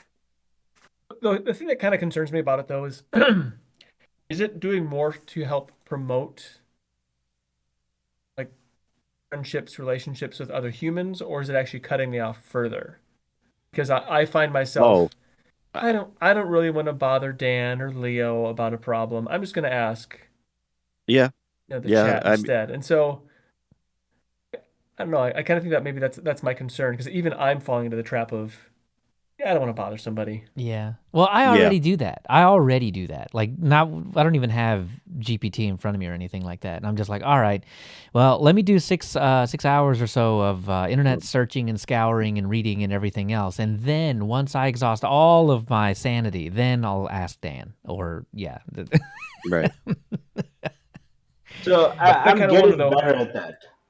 I'm getting better at that. So today morning, I was like searching for, like I do some NBA data analysis. So I was searching for a particular data. I struggled with for like an hour, and there's a group of people who do NBA analytics. Some of them are like work for NBA teams. I'm like, someone already did this because this is some common data. I don't know. I couldn't find your internet. I asked. They gave me some solutions. Actually, they weren't good. Apparently, then I struggled for 2 more hours, came up with a solution, and someone who worked or works for New York Knicks said, "Okay, this is actually good." It's like, okay, it's progress. It's like I came up with a solution. It's like 4 or 5 lines of code for like downloading the data, scraping and processing it, and it's like, okay, this is actually really cool. Probably other people will use it. Yep. But before I got the solution, other people have tried to help me. like both on the this is some Slack in messages, and also there is like, okay, this is the I know about this, I know about this. Like 2 to 3 people, like even early in the morning, like 6:30 a.m. people have helped me, and then I've I struggled for 2 more hours, and then I figured out a solution, much better solution, Right. which other people might use. Well, I guess Nate, the question is, right, like did Google do that to you too? Did you just find yourself using Google a lot as opposed to just asking questions to people around you? Yes and no. So typically, nobody knew around me anyway. I did start there, and Right, then sure. just I used the web search thing. Yeah, Yeah. Yeah, cuz I look back and I'm like, yeah, I totally did that. Like for any but Yeah. any and every actually, question. to be fair, it was more Yahoo and web crawler Yeah, than yeah, Google yeah. for Yeah. a long time. Dogpile. Yeah. Oh, yeah. Alta Yeah. Vista, man. Alta Yeah. Vista. But prior to that, what would happen, right? Like prior to Google search and the internet and ChatGPT and all that other stuff, what would you do? You would ask your weird uncle, and he would tell you something totally wrong, and then you would carry that with you for 20 years. And you'd be like, yeah, you when you go outside, that's how you get a cold. Because obviously it's cold outside. It makes sense. And then, you do the one Google search and it's like, that's not how that works.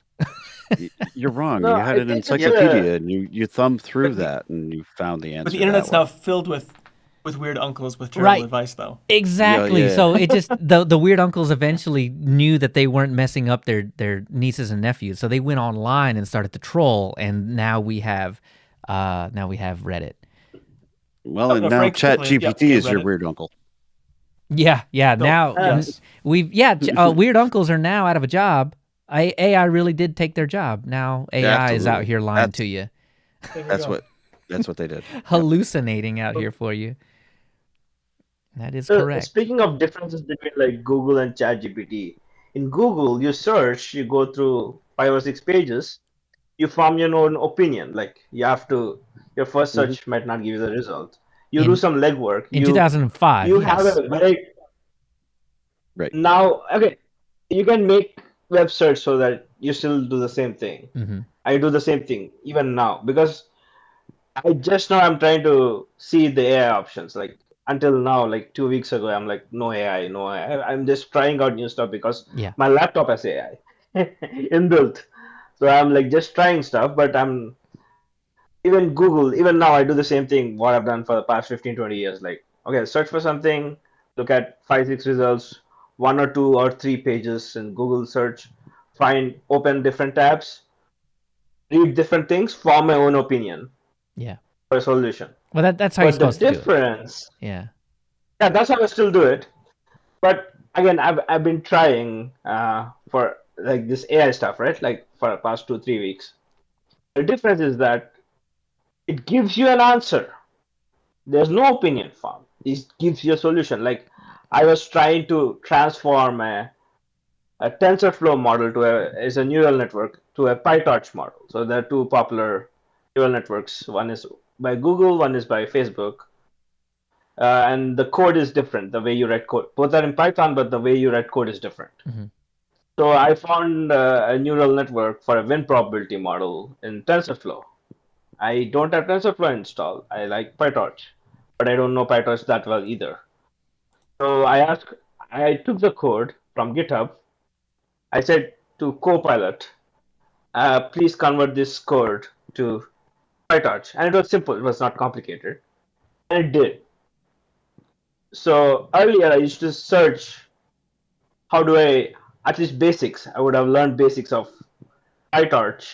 And then I could have read the TensorFlow code and say, okay, these are the components, I know how to transform this. Now I spent a minute or 2 minutes, no effort. Right. And it'll most probably I haven't tried out the code yet, but I know enough basics of PyTorch to see that the code will work. Right. So, are we going to Not see like I'm completely. in 5, 10 years? Are we going to look at having a conversation with AI the same way that we looked at a calculator, where your teacher always told you better learn this because you're not going to have a calculator in your No, pocket, and this then is Yep. complex stuff. It's like PyTorch and TensorFlow used to get an ML job. machine learning job worth more than 100K.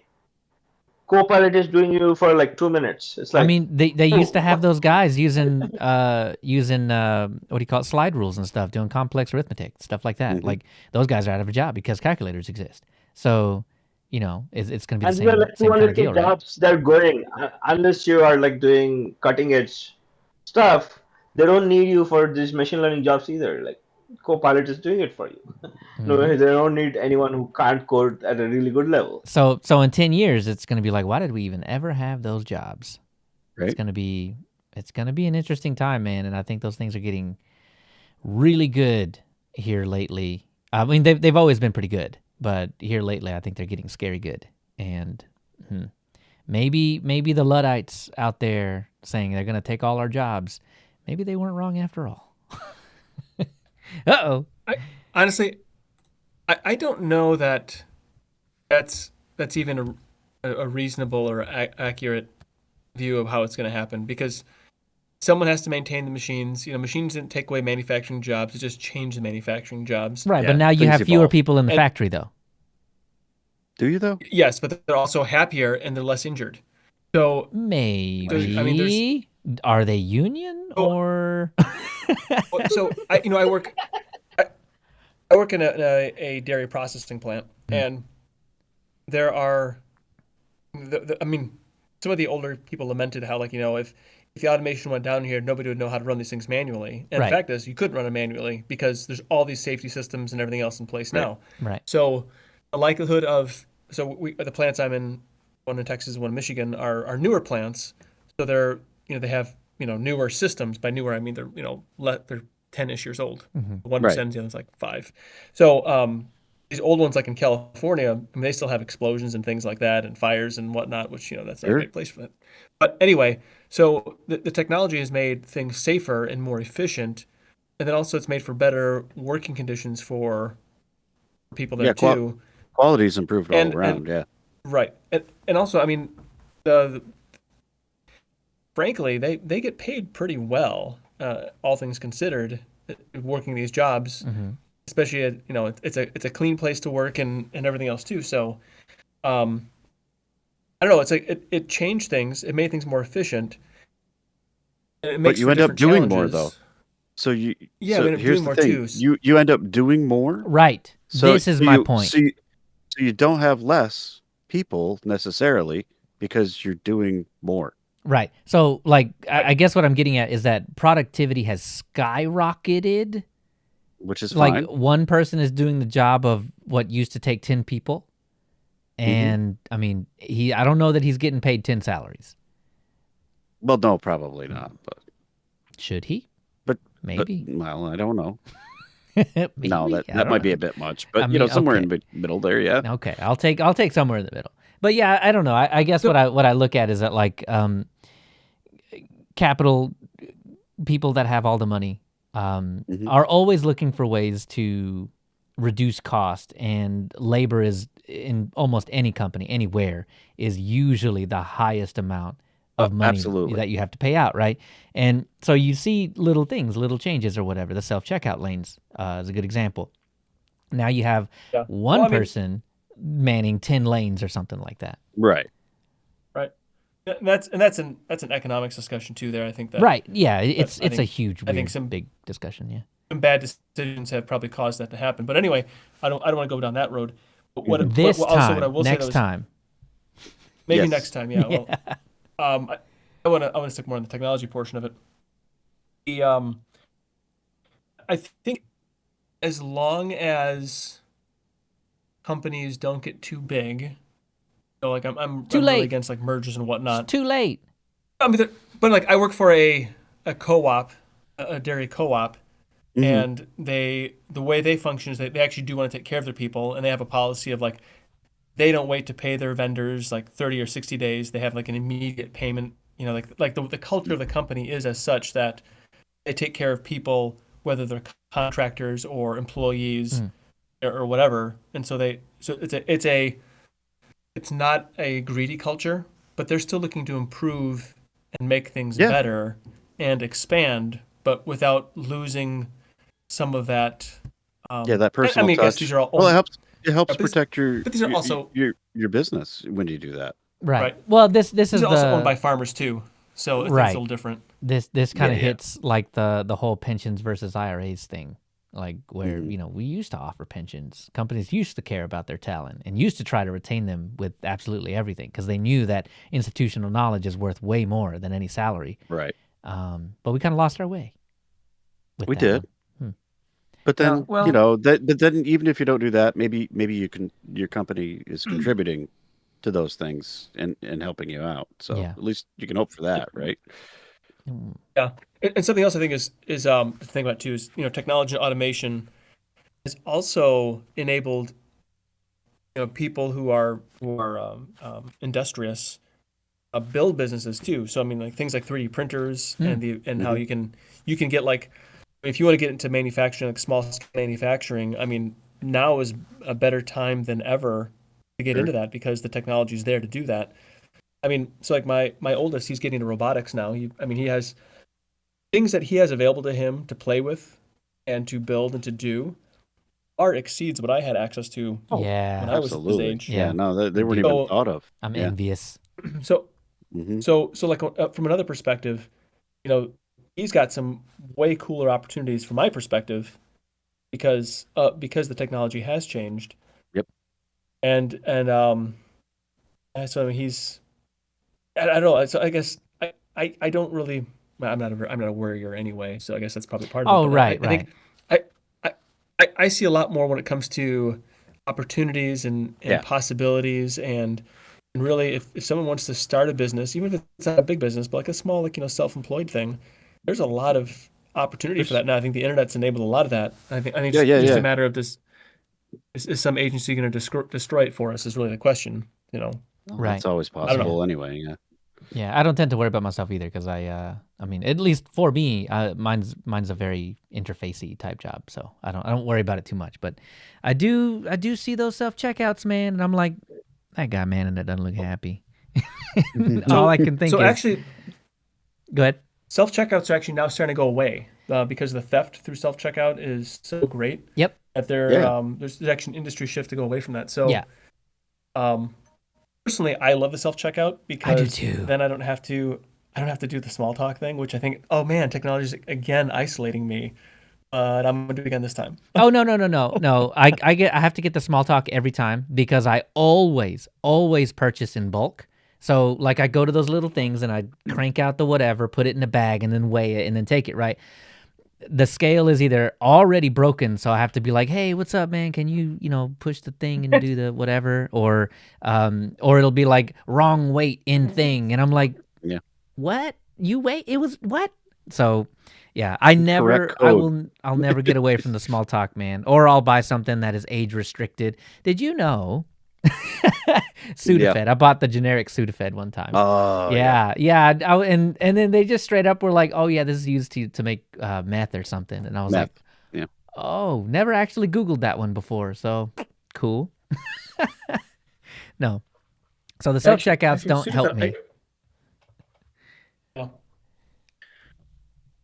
Well, I usually am only getting like a couple things, so I just want to go in and out as quickly as possible because I never Same. have time for anything. So Well, yeah, and I'm very much that way too. I'm very much trying to get in and get out or whatever. But my wife is as I'm on the way there, and it's only 3 blocks to the store. As I'm on the way there, I hear my phone buzz like 4 times, and it's like, "Oh hey, could you get?" I'm like, just send me a list. Yeah, well, that's what I say, and I'm like, I'm only getting half of this, and then so because it's so close, I go there all the time.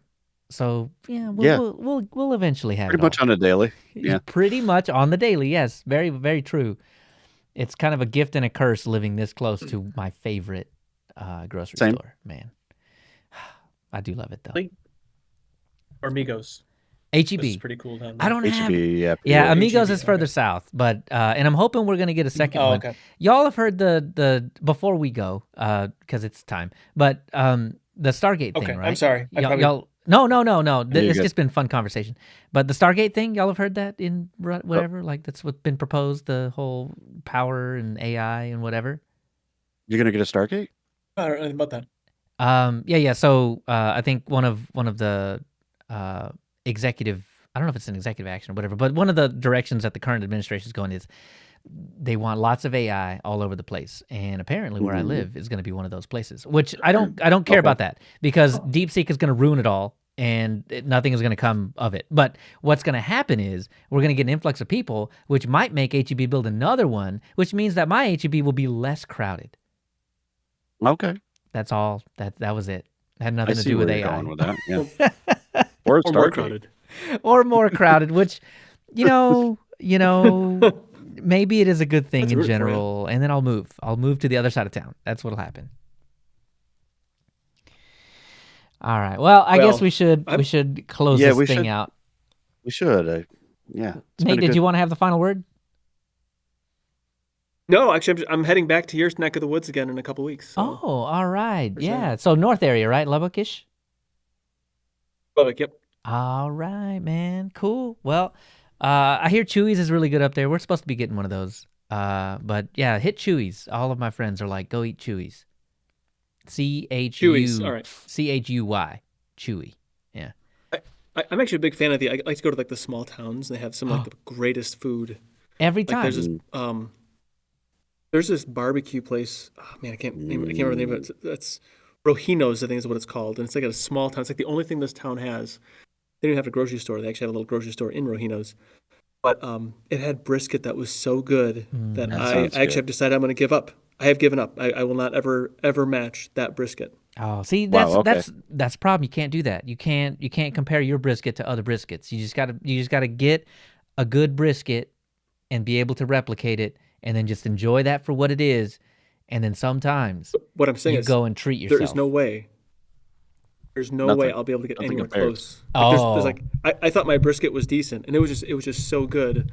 Like every time I make a brisket now, I'm like, well, it's not like Rojino's. This Yeah. is- Yeah, I just see it as a challenge, man. I make some of the best beans that you can get, man. I think in my, I mean, but That sounds good too. yeah,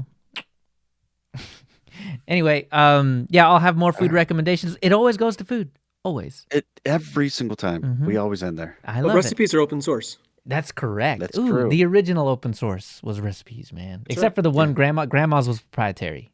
You can't share that. Yeah, that's not Creative That's- Commons. But it had a lot of like tribal knowledge in there that nobody could understand anyway. Yeah. Probably not doesn't on paper anyway. Yeah, Yeah. well, it turns out that one empanada recipe was just on the back of a condensed milk carton the whole time. It was Grandma knew it. It was a Is it- sham. Abuelita had it in her head. Yeah. I She know, was- man. yeah. Yep, She made that's it with what more was. love. That was the secret ingredient, man. You always got to have the love.